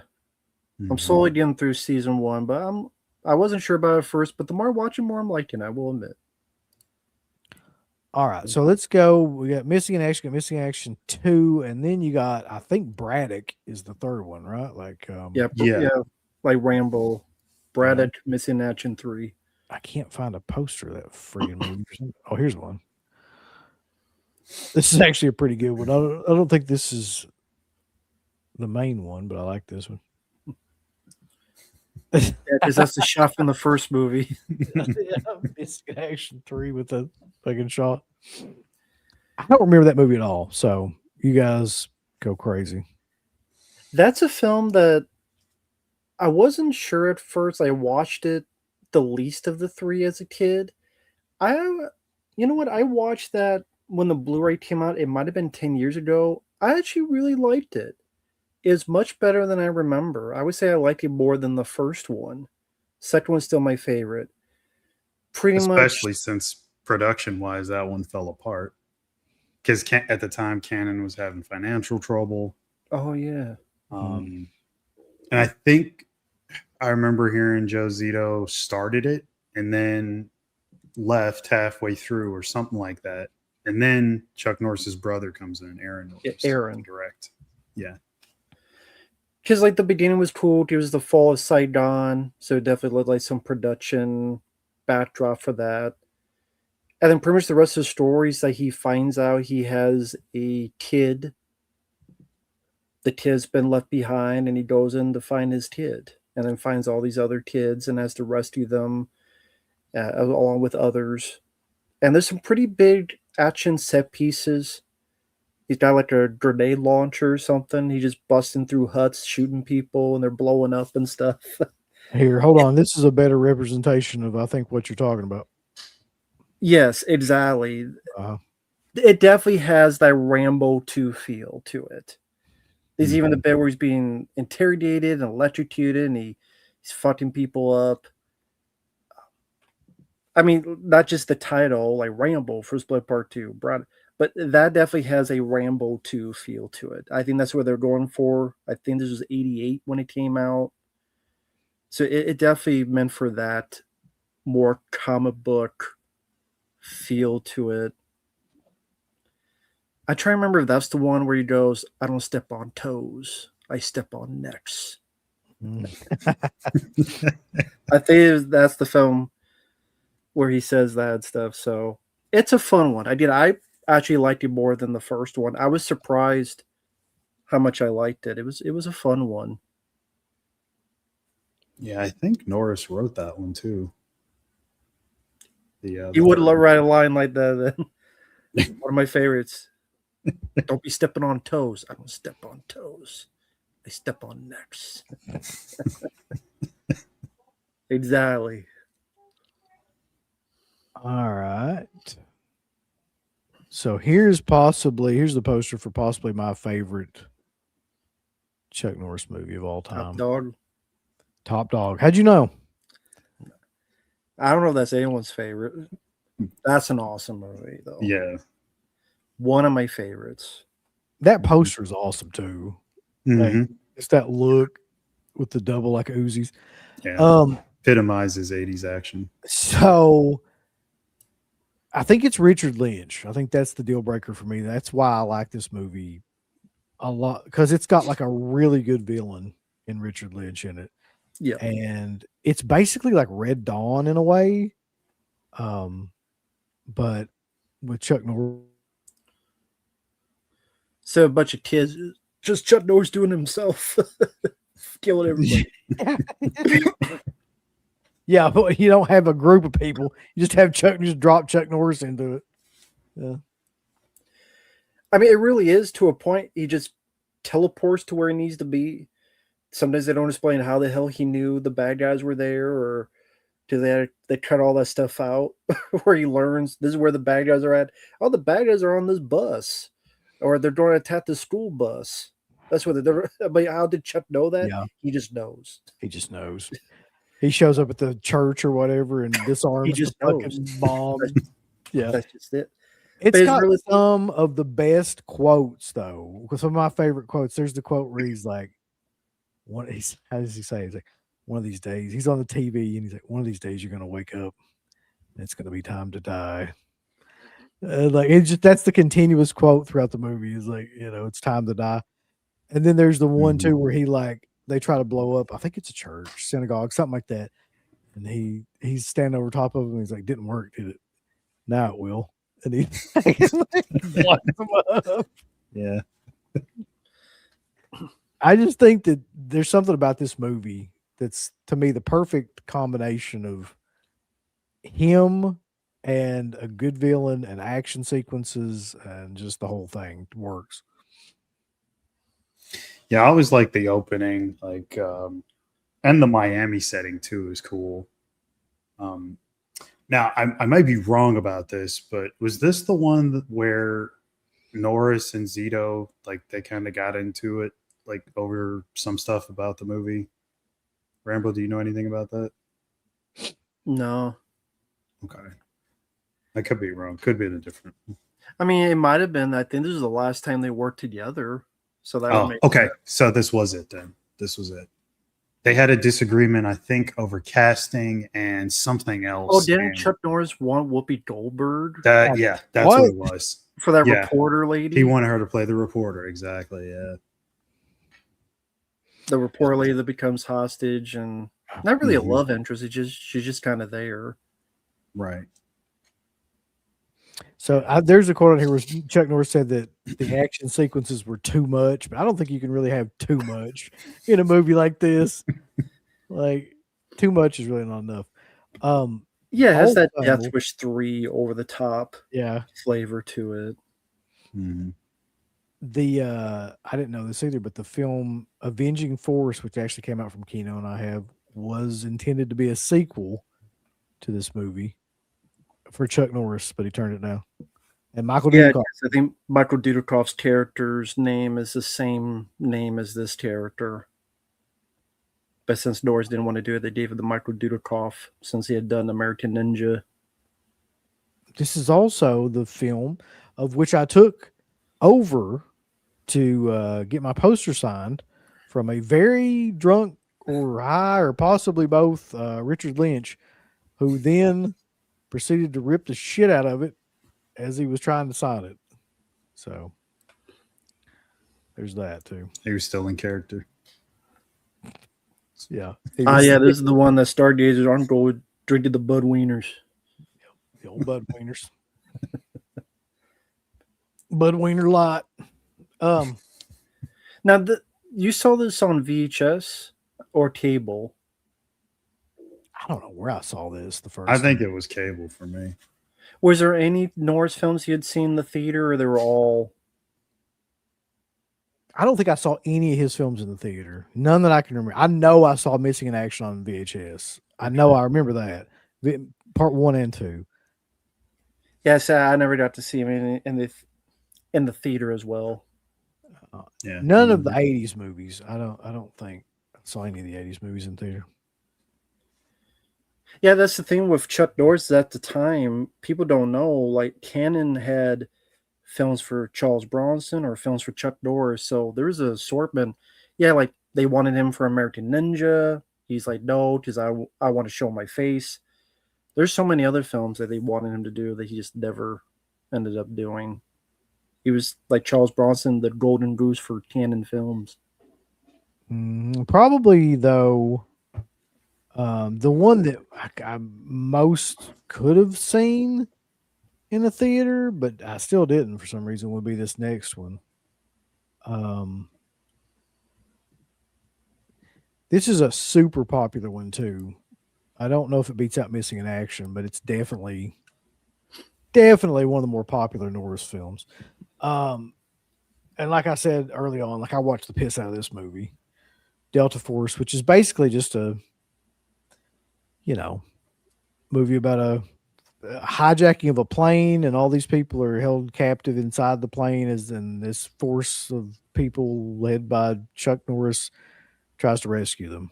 That's basically the whole movie. If Megaforce was good. Yeah.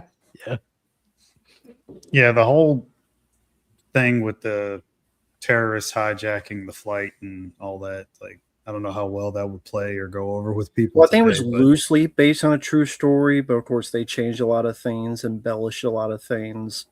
Mm-hmm. The first half is definitely a build up more about the people on the plane. Yeah. It's really the second half where you get the Chuck Norris, the action, the motorcycle with the missiles and stuff.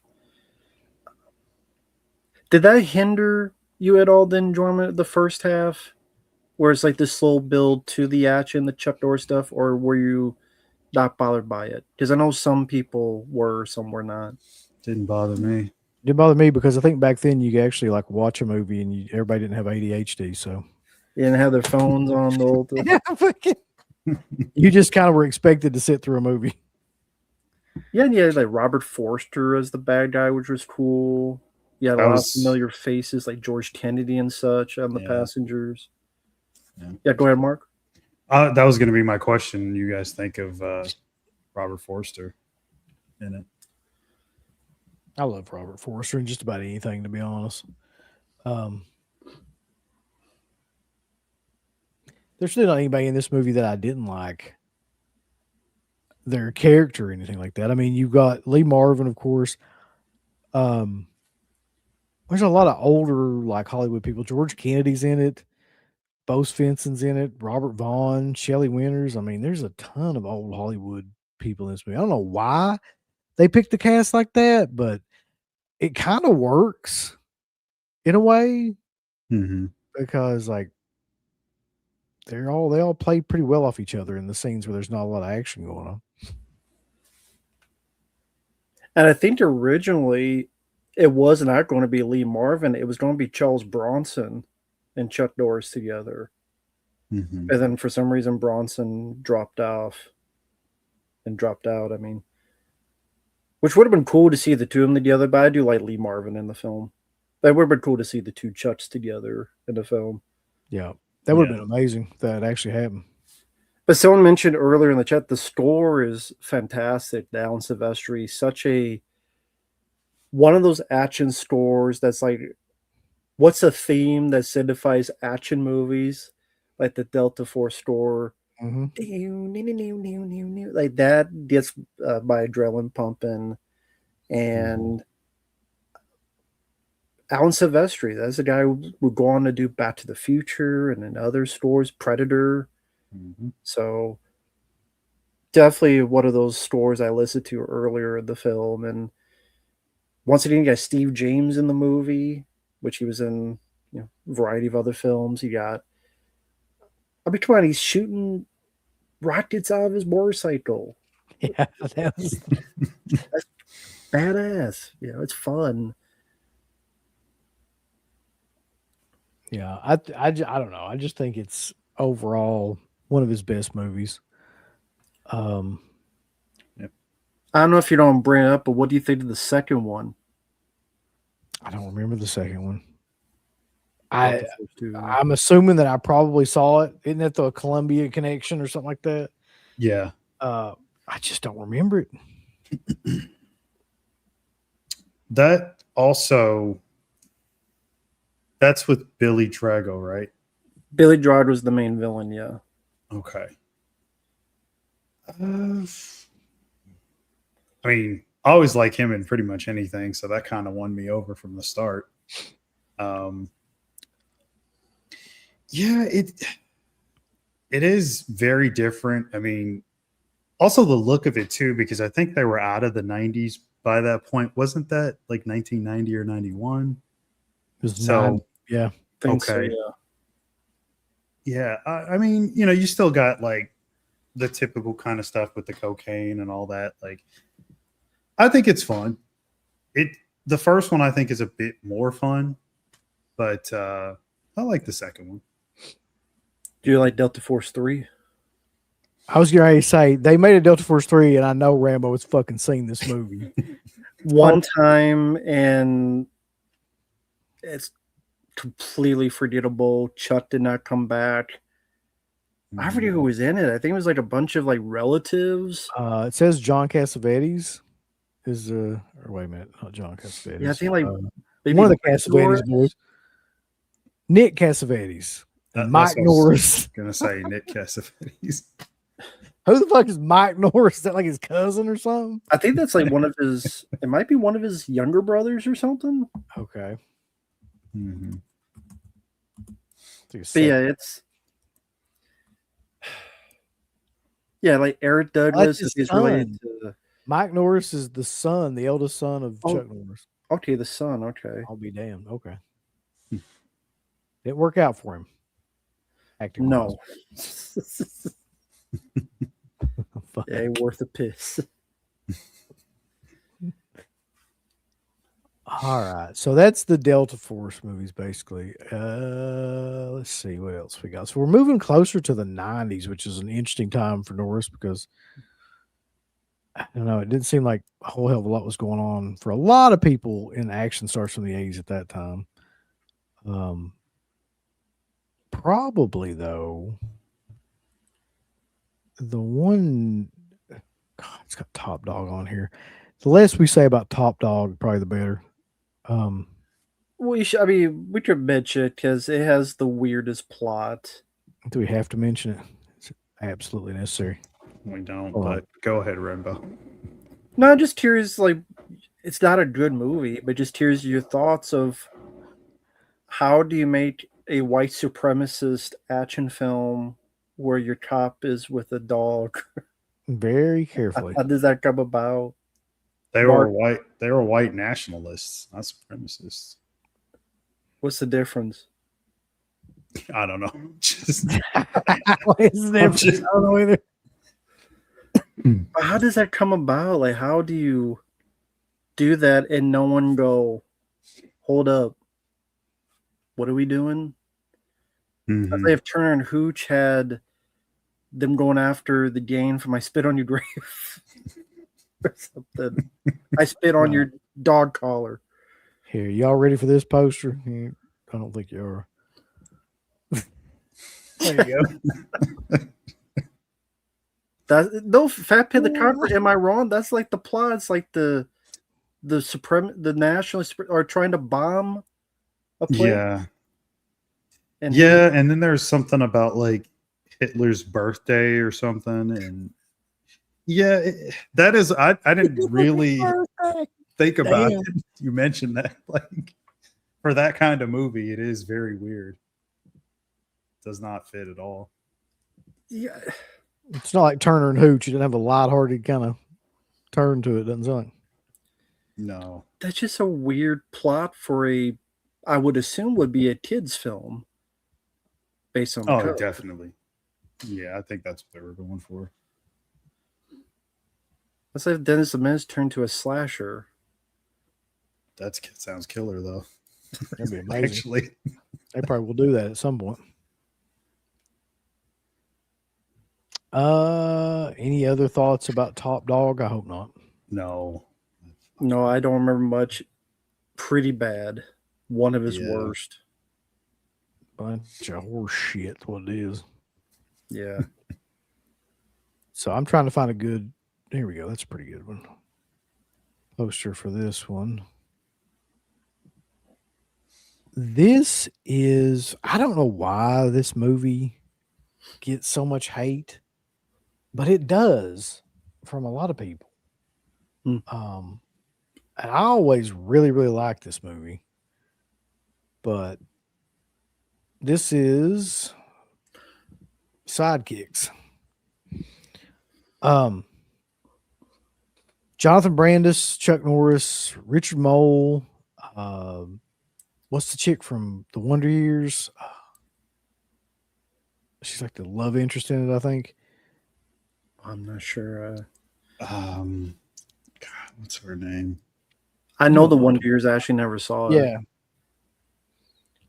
Let me look. I forgot. Anyway, it's got a great cast. I think fucking Bo Bridges is in it too. He's like the dad. Yeah, Bo Bridges, Yeah, he Marco, Joe Piscopo, of course. Danica McKellar, that's who I was trying to think of. Right. Piscopo is great in it. Piscopo is not a good actor, generally speaking, but like he plays this really well. He plays like over the top really, really well. And this is like one of the most over the top roles ever. I just like this movie. I think it's a cool movie that like I have a nostalgia factor for it, but also it's got a cool premise, which is it's like he's training to, you know, with Mako and as Chuck Norris is like his schizophrenic hallucination, or I don't know what the fuck's going on there, but like helping him out in his times of need. At time it does. If you watch the film, when you watch the film, there are times you go, this guy might need medication, this character, because there are times like he gets in full disembodied hallucinatory situations where today it'd be like, yeah, you need some medication or something. But that's a film that I did not watch a lot when I was a kid, but I think I could relate to the lead guy. I could relate to Jonathan Brandis, where I too was a shy kid in school. I would daydream a lot. I didn't talk to people who weren't there. I didn't go that far, but the daydreaming part I could understand. Living out action films in your head, watching an action movie, and you live in it. Like Jonathan Brandis, relatable character. I liked him as an actor. Very sad what happened. We talked a little bit before. He was 27 years old when he ended his life, which is very sad. And yeah, both of them are gone now, which is sad. But it's hardest in the right place.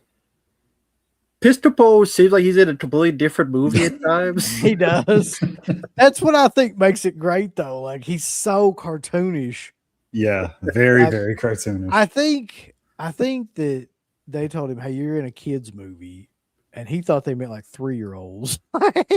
Everybody else thought they were like teenagers, but I mean that's all I can figure because he's just so over the top with his facial expressions and shit. Like when in the fight sequence and stuff, it's like some sort of damn, Roadrunner cartoon or something. Mm-hmm. But yeah, always had a lot of fun with that one.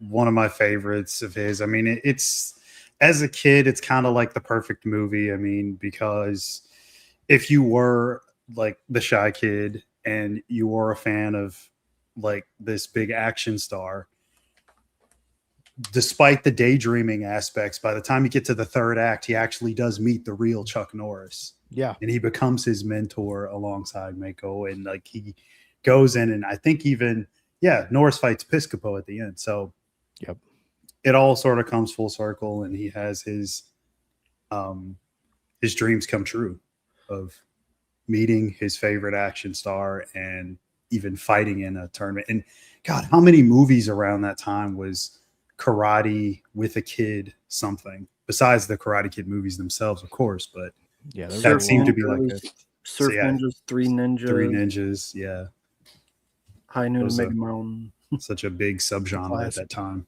I don't know why it was so big, but because of Teenage Mutant Ninja Turtles. Oh yeah, I guess I can see that. And the 1990 movie that made 130 million. It was like the biggest independent film of its time. So like, kids like martial arts, kids like those type of action. Let's play Kate, and then Three Ninjas came out. That was a surprise hit. That you had Surf Ninja, many other films afterward, but definitely because of this, because that cartoon and movie was so huge. It's a phenomenon of its time. So that's why films like this and Three Ninjas got made. But it's a fun movie. Yeah. So Mark, do you have the Vinegar Syndrome release? Oh yeah, I bought it as soon as they put it up. You better, Mark. Well, we don't talk about Pocket Ninjas. Let me ask y'all a question though, because I was thinking about this as we were talking about this movie. Yeah, I really think Richard Mole was underrated. Not in this movie per se, just in his whole career. Like, okay, so he's great in The Dungeon Master. He did House, he's great in that. Night Court, he's great in that. He's great in this movie. He just plays like a gym coach, but he's great in it as well. Evil Speak. I mean, the dude just was really good in every movie I can think of him being in. And I don't know, he just got kind of fucking typecast by Night Court, I think. But he was a really good actor. Yeah, he was one of those actors that even if it was just a one scene, small role, you could put him in and he'd make an impact. So, for example, I remember him from National Lampoon's Loaded Weapon 1. Yeah. When the two are going to see the Hannibal Lecter, he's like, "I've been stayed to the right." Yeah, he's in the prison and stuff. I agree. What made you think it had you just because of this, or had you Just seen him, the other just seeing films? his name in this movie, like, and then Yeah. I always was a huge Night Court fan, and thinking about all the different things he's been in, where he's been really good. But like, whenever I think about this movie, for some reason, the scene that immediately pops into my head is that scene where he's trying to climb that rope, and Richard Mole is there, like, "Come on, Yeah. Barry, Wary," whatever, like screaming at him and shit. Yeah. So, anyway, we're gonna get into some like really obscure ones now. Shit that I haven't even seen, or yeah. But Rambo, you mentioned this one. Yeah, I don't know if it has a Blu-ray. As far as I know, it's only on this 3-pack here with Hellbound and Force Vengeance, which does have a Blu-ray. Hitman is one of those films I need to rewatch, but it does have Michael Parks in it. Michael Parks is first he's the partner of Chuck Norris, but then he turns on him. Chuck Norris' character gets screwed over. You think he died, but he actually eventually makes him pretend that he's dead, and he then infiltrates and tries to pretty much be undercover as his hitman. It's a film I definitely need to rewatch, but I mean, yeah, Michael Parks is a villain. That's always a plus. He's a good actor. Yeah. William B. Davis too. Oh, Your really? I favorite. forgot he was in this. Yeah, he is. He pops up in it. Mark's favorite. Yeah. It's one I need to rewatch as well. But it's a little hard to find, and it's not on anything like streaming service wise, is it? Yeah, I don't know. Like I said, the only thing is this, and it's in full screen. Oh man, I don't know if it's in anywhere else. yeah, I need to see this again. It's been a while. Listen, Rambo, what the fuck is this? Like, Yeah. I'm hoping this is just a joke. No, that What the fuck is that? I think there's a scene where he does turn into like a deer or a bear. It might have been a bear or something. I to be honest, I've never seen it. I've only seen clips of it. But I swear there's a scene where he is the protector of the forest and he turns to like a bear or something. What? You know I have to see this movie now, right? Like, there's no way. Well, I haven't seen it, so I'll wait your review. It's got to be. I bet you $1 million that's on Tubi. That looks like it was made for Tubi. Like today. Oh, okay, Jesse says he does. Okay, well there you go. I know. Yeah, he can also transform into what was it? You I know seen the this bear. Yeah, I remember. It's I think a wolf, of course, lone wolf. and an eagle. Yeah, it's a weird one because Is it a kids film? Yeah, yes, very much so. I mean,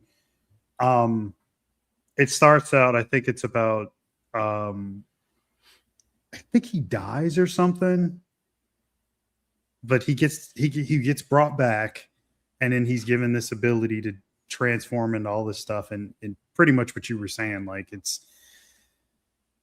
just bad. It's He's not a good. shape-shifting mountain man. That's legitimately what he is. I mean, it's from and he's trying to protect the forest. 1996. Yeah, he's just trying to protect the forest, basically. He's the king of the forest. McCord says it's like a great value Beastmaster. Holy shit, that's killer. How have I never heard of that? Anyway. I had heard of it, but it just looked bad, so I never bothered to watch it. Yeah, it doesn't look great. No, it's pretty bad. This is one though. This next one, I'm not ever going to get over that, but I'm going to try.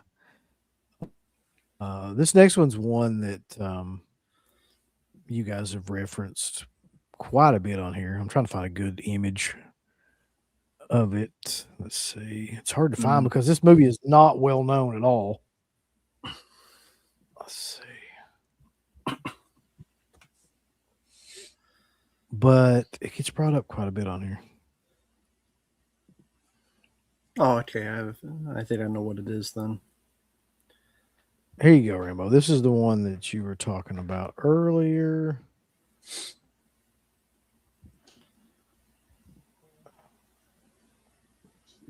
Hellbound, Bulls. Yeah, definitely a film that is nostalgic.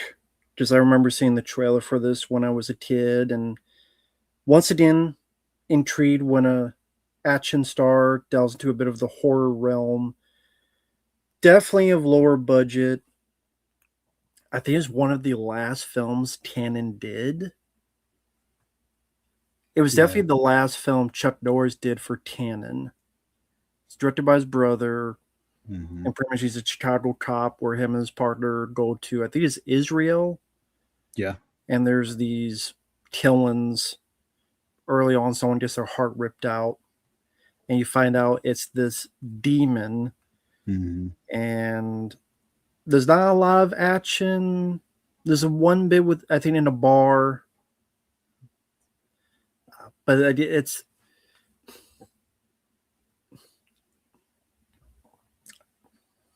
I like the film for what it is. It's not one of those films that I would go, hey, if you've never seen Chuck Norris, check this one out. But I do like it for what it is. The villain is Christopher Neame. He was also the villain in this Jeff Speakman film called Street Night. Yeah, I liked it for what it was. I thought it was fun.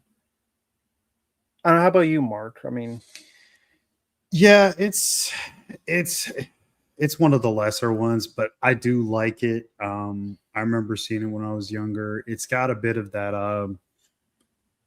because there's like a whole like other subplot. There's something with like a scepter or something. yeah, pieces of And the scepter that they're looking for, and of course, yeah, is what's used to kill the villain at the end. exactly. So I know they're trying to get those pieces. It's not necessarily an adventure necessarily, but I think what I always liked most about it was obviously the horror elements or supernatural elements, because I wouldn't really say it's horror. It's more like supernatural thriller. It, it just, like I said earlier, it doesn't live up to the other movies. Um, I Right. actually think Hero and the Terror might be better than this one, and definitely Silent Rage is. Well, you could But tell it was the last days of Canon where they did not have much yeah, budget left anymore. yeah, very cheap Yeah, looking. Yeah, yeah. Go ahead. Cheap looking. cheap looking. Music wise, I do like some of the music in it because I think it's George S. Clinton, and he also did the main theme from Brain Scan, which I just fucking love that.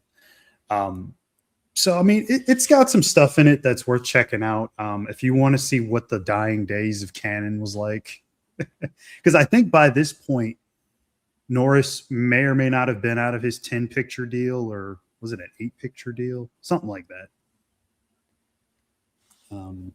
Something like, yeah. Yeah. Because the Hitman was Canon, and then this was Canon. Mhm. Yeah. So, are there any like that we haven't mentioned that you think are notable? Because I'm sure there's more in the 2000s. So I can't find a lot of this stuff.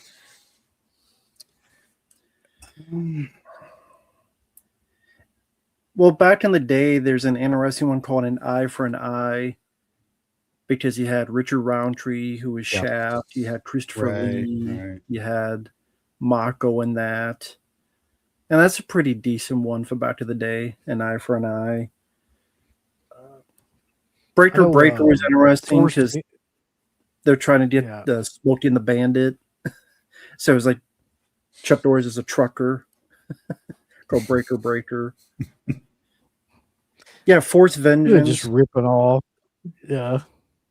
Oh, sorry, go ahead. I was just gonna say they're really just ripping off like other popular movies. Yeah. At some points, it's like he had his Rambo phase, he had his Clint Eastwood phase, and Yeah. I guess his slasher phase and everything else. But yeah, Force Vengeance that does have a Blu-ray. That's kind of pretty much just Chuck just going around kicking everybody's ass. in the second half of the Oh. film, really. That'll There's work. not a Really. whole lot of a plot to it. Yeah, he did have a cartoon, Karate Commandos, in the 80s. Let's see if we can find the image of that. Jesus Christ. He I do was in remember that. it too.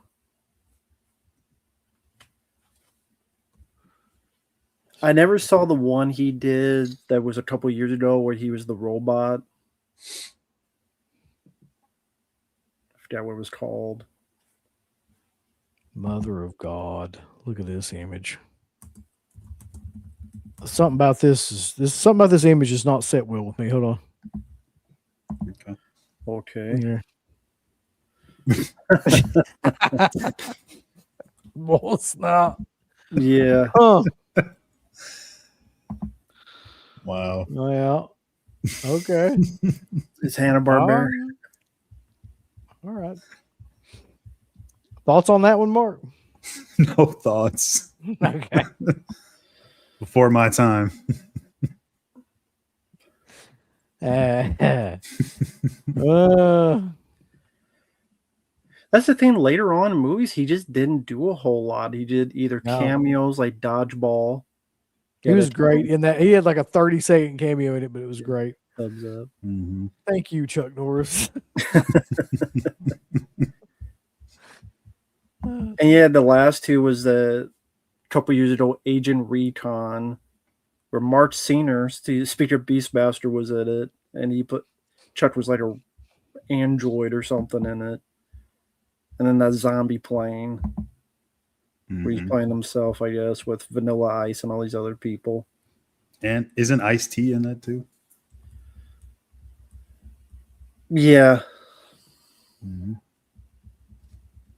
What in the world? Yeah, so I mean, I feel like we covered the majority of the big things. Yeah, for sure. All right, so let's do this. Give us your top 3 Chuck Norris movies. Don't have to be in order, Mark, because I know you'll shit your pants. But like, just in any order, like what you would consider the top 3 you would watch probably the most. Okay. Yeah, go ahead. I'll say MIA 2, Silent Rage, Invasion USA, but I got to give an honorable mention to Sidekicks. Yeah, I just love that film. So, for me, number 1 would be Firewalker. Number 2, I would put Invasion USA. Number 3, probably Silent Rage. Go with that. I don't know what order these would be in, but Silent Rage is definitely one of them. Invasion USA is definitely one of the top 3. Now the last spot on there is harder because you got like Delta Force, Missing in Action 2. Shit. For me, I'm gonna pick Delta Force because that's just like nostalgic to me. So I'll say that. And Sidekicks would be super, super close though. It's also being incredibly nostalgic too. Yeah. So yeah, it sucks because he's passed away. But like, I mean, like we were talking about, he's 80. He was 86 years old. He died in Hawaii. I mean, that's pretty good on all counts. Like he was a millionaire. He's fucking 86 and he died in Hawaii. I don't know. That's like the trifecta, really. So sad that he's gone, but I mean, you won't live till you pass 90, do you? I mean, fuck. Like what's going on past 90? Do you, Mark? Yes, I can still have sex with one like Clint Eastwood. I don't know if he can. I think they just prop him up and probably shoot him full of adrenaline. And it's probably really bad blood thinners and adrenaline. I thought Mark was going to say have sex with Clint Eastwood. Yes. Oh God, Jesus, that's a nightmare fucking thought. Exactly. I'm just, oh my God, I'd never be able to get that out of my head now. I mean, Mark, I didn't know that about you. Oh God, no. No. You want to have sex with Clint Eastwood, Mark? You hate I Bruce Lee. don't. I'm You have good. sex with Clint Eastwood. When you think about having sex with Clint Eastwood, are we talking about Clint Eastwood of now or like Eastwood of like 40 years ago? Or Doesn't matter. Neither for me. It don't matter how I old feel like you it matters. Like, because if are. So we're, what? If 40 years ago you'd be more willing to have sex with him? I feel like I'm not even in this conversation, so like, I feel like nowadays he You looks like started a this, mummy. Mark. He looks like a mummified Q-tip. So yeah, probably. Not enough. gee. Oh shit. Okay. Yeah, I don't know. I don't know how we transition out of that. Yeah. But, Rambo, what do you got going on? Like, what's coming up on the channel? Well, Yeah, exactly. I just uploaded a few reviews for. They were requested. Steamboat Willie horror films, pretty bad. There's one called I Heart Willie. There's one called Steamboat Massacre. And there'll be another one called Mouse of Horrors. That'll be up sometime tomorrow. Some more of those public domain horror films to be reviewed, thanks to people out there who requested it. Other than that, some other random stuff. Crank, very good Jason Statham film. And if you don't like Jason Statham, that's a good one because it's so unique compared to his other films. Rambo 3, someone actually requested a re-review of that, and that was a pleasant joy because I still don't get why that gets hated. It's such a fun, awesome, epic action movie. So that will be coming up on the channel soon. And many others. So thanks to people out there, really appreciate it. How about you, Mark? Just a couple more collection videos. It'll be on box sets that I have that are really rare. That's pretty much it for this weekend. Like nothing else beyond that. I think those two will be good. Yeah, that's pretty much it. So over at Dead Pit, we're not doing anything right now just because like we've done a ton of shows here lately. We had the interview with Adam Marcus that went really, really well. That's a good show. The convention video prices took off, and that's done really well. Then we had we did the Anchor Bay covers stream with Slippy, and that went over really well too. So we've got a lot of stuff out there. If you haven't checked those out, then check them out. I don't know what we're going to be doing next, but there's a ton of stuff out there to watch. What are we doing next for the show? Are we going to pick back up with Franchise Killers unless somebody else passes away? Hopefully not within the next. Jesus. I hope not. Yeah, the idea which Mark came up with. Do you want to explain, Mark? It was your idea. Yeah, so the idea was pretty much what the title sounds like. We're going to do a show discussing franchise killers. It may or may not be limited to horror films, but I think that's a good place to start. We could always do like a volume 2 and then do it on like action films. There's not really any drama franchises necessarily, so True. Thank God. probably not going to go that far. But horror and action we could definitely do. And then it'll be very interactive show because I do want chat. Like I want to hear you guys' opinions on what you think is a potential franchise killer, and don't just go off what we're talking about. Throw in all your ideas. So yeah. Thing to keep in mind is when he says franchise killers, he doesn't mean like Freddy or Jason or anything like that. He means like movies that actually killed a franchise. Yeah. In terms of, for example, like to me, like the Nightmare on Elm Street remake fucking killed that franchise, and it really hasn't come back since then. So it'll just be different ones like that, or different opinions. Like Speed 2 Cruise Control. Exactly. or the last Die Hard movie, for example. And then it could be all sorts of conversation. Do you think it deserves that moniker? Was it a good movie? Was it a bad movie? Did it truly kill the franchise? Did it kill it for a few years? Did it kill it in a way that then they went in a completely new direction? There's a whole lot of stuff you could put into that. So Scratch says there's another channel doing the same theme. I'll bet you I can guess what that channel is, actually. I want to know which one it is now. Yeah, go ahead and put. I don't even know it yet, but I bet I know off the top of my head. Go ahead and put in there which one it is. I'll see if I'm right.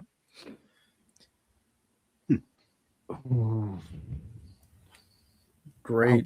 I hope I'm not. And same theme, like the exact same idea. That's interesting. What, the franchise killing thing? Mm-hmm. Yeah.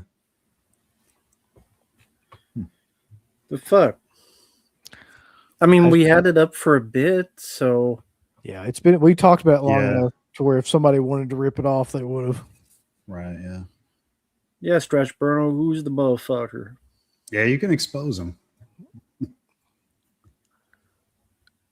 Now I'm really curious. Not Because gonna move until you tell us. I Stretch got the idea out of a conversation that we were having last. Dave McCray, Last who week. the fuck is that? Oh, I know who that is. Okay. Who is he? He's a voice actor. He has a pretty decent following. I've seen his YouTube like in the past, like a couple years back. Why is he stealing our shit then? Great minds think alike. But yeah, he did he played Freddy in that. What was it called? Miko Hughes came back for it. It was like a short film. Yeah, it was a fan film. Dylan's Nightmares or Dylan's New Nightmare or something like that. Yeah. Well, this buddy's gonna be my nightmare. Well, here's the deal. Like, I don't know who the hell that is, and I damn sure wouldn't steal anything off of him. So we're still gonna do it, and it's still gonna be better. That's one thing to keep in mind. So that will be next Friday then. And we will do the franchise killer show. Yeah. So any parting thoughts, concerns, random comments, anything like that? Rest in peace to all these folks we talked about, especially Mr. Chuck Norris, a legend that will always be remembered, an icon that won't be forgotten. Rest in peace to you forever and always. And just a few things. Nah, that's it. I got. One quick thing. Did you ever have a favorite Chuck Norris fact? Like one that was funnier? I can't even remember any of them. None of them really like stuck with me. What was do you have one? No, I just there was always funny. Like he's not doing a push up; he's pushing the earth down. Yeah, all that stuff. The one where what was it? Chuck Norris built the hospital he was born in. Yeah. Chuck Norris seasons his meat with pepper spray, something like that. Chuck Norris cannot turn left because he's always right.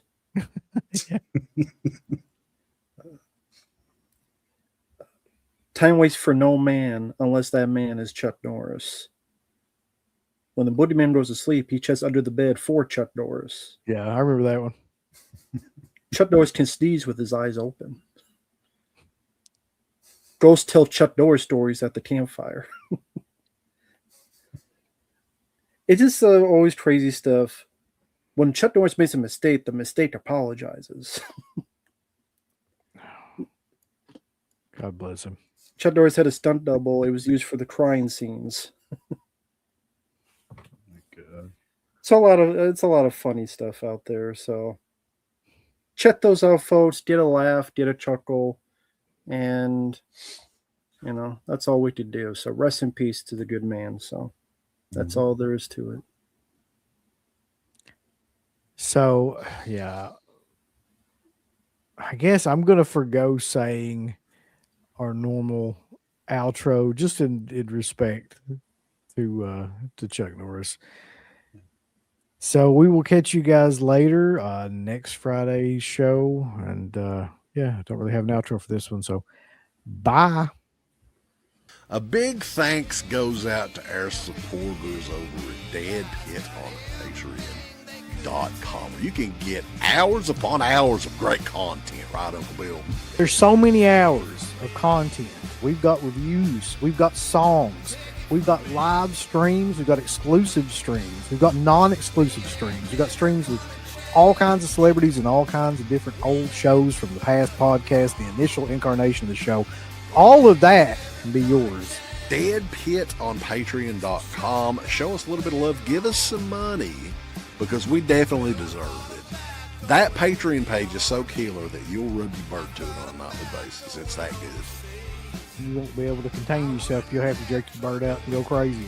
I mean, that's how much content that we have. So much content that it's massive, and it will massively smack you in the face. You'll play with your bird so much, pretty soon you'll be looking around for somebody else's bird to play with. Hey everybody, it's your favorite Filipino bitch, Miss Slatko Fudd, telling you about shop.deadpit.com. Simply the best horror shirts. On TeePublic, there are others, but they all suck. And it's the best goddamn deal on horror shirts you will ever see. New shirts, old shirts, all the in-between shirts. God damn it, fools. Go over to shop.deadpit.com. You ain't down with that. You can go to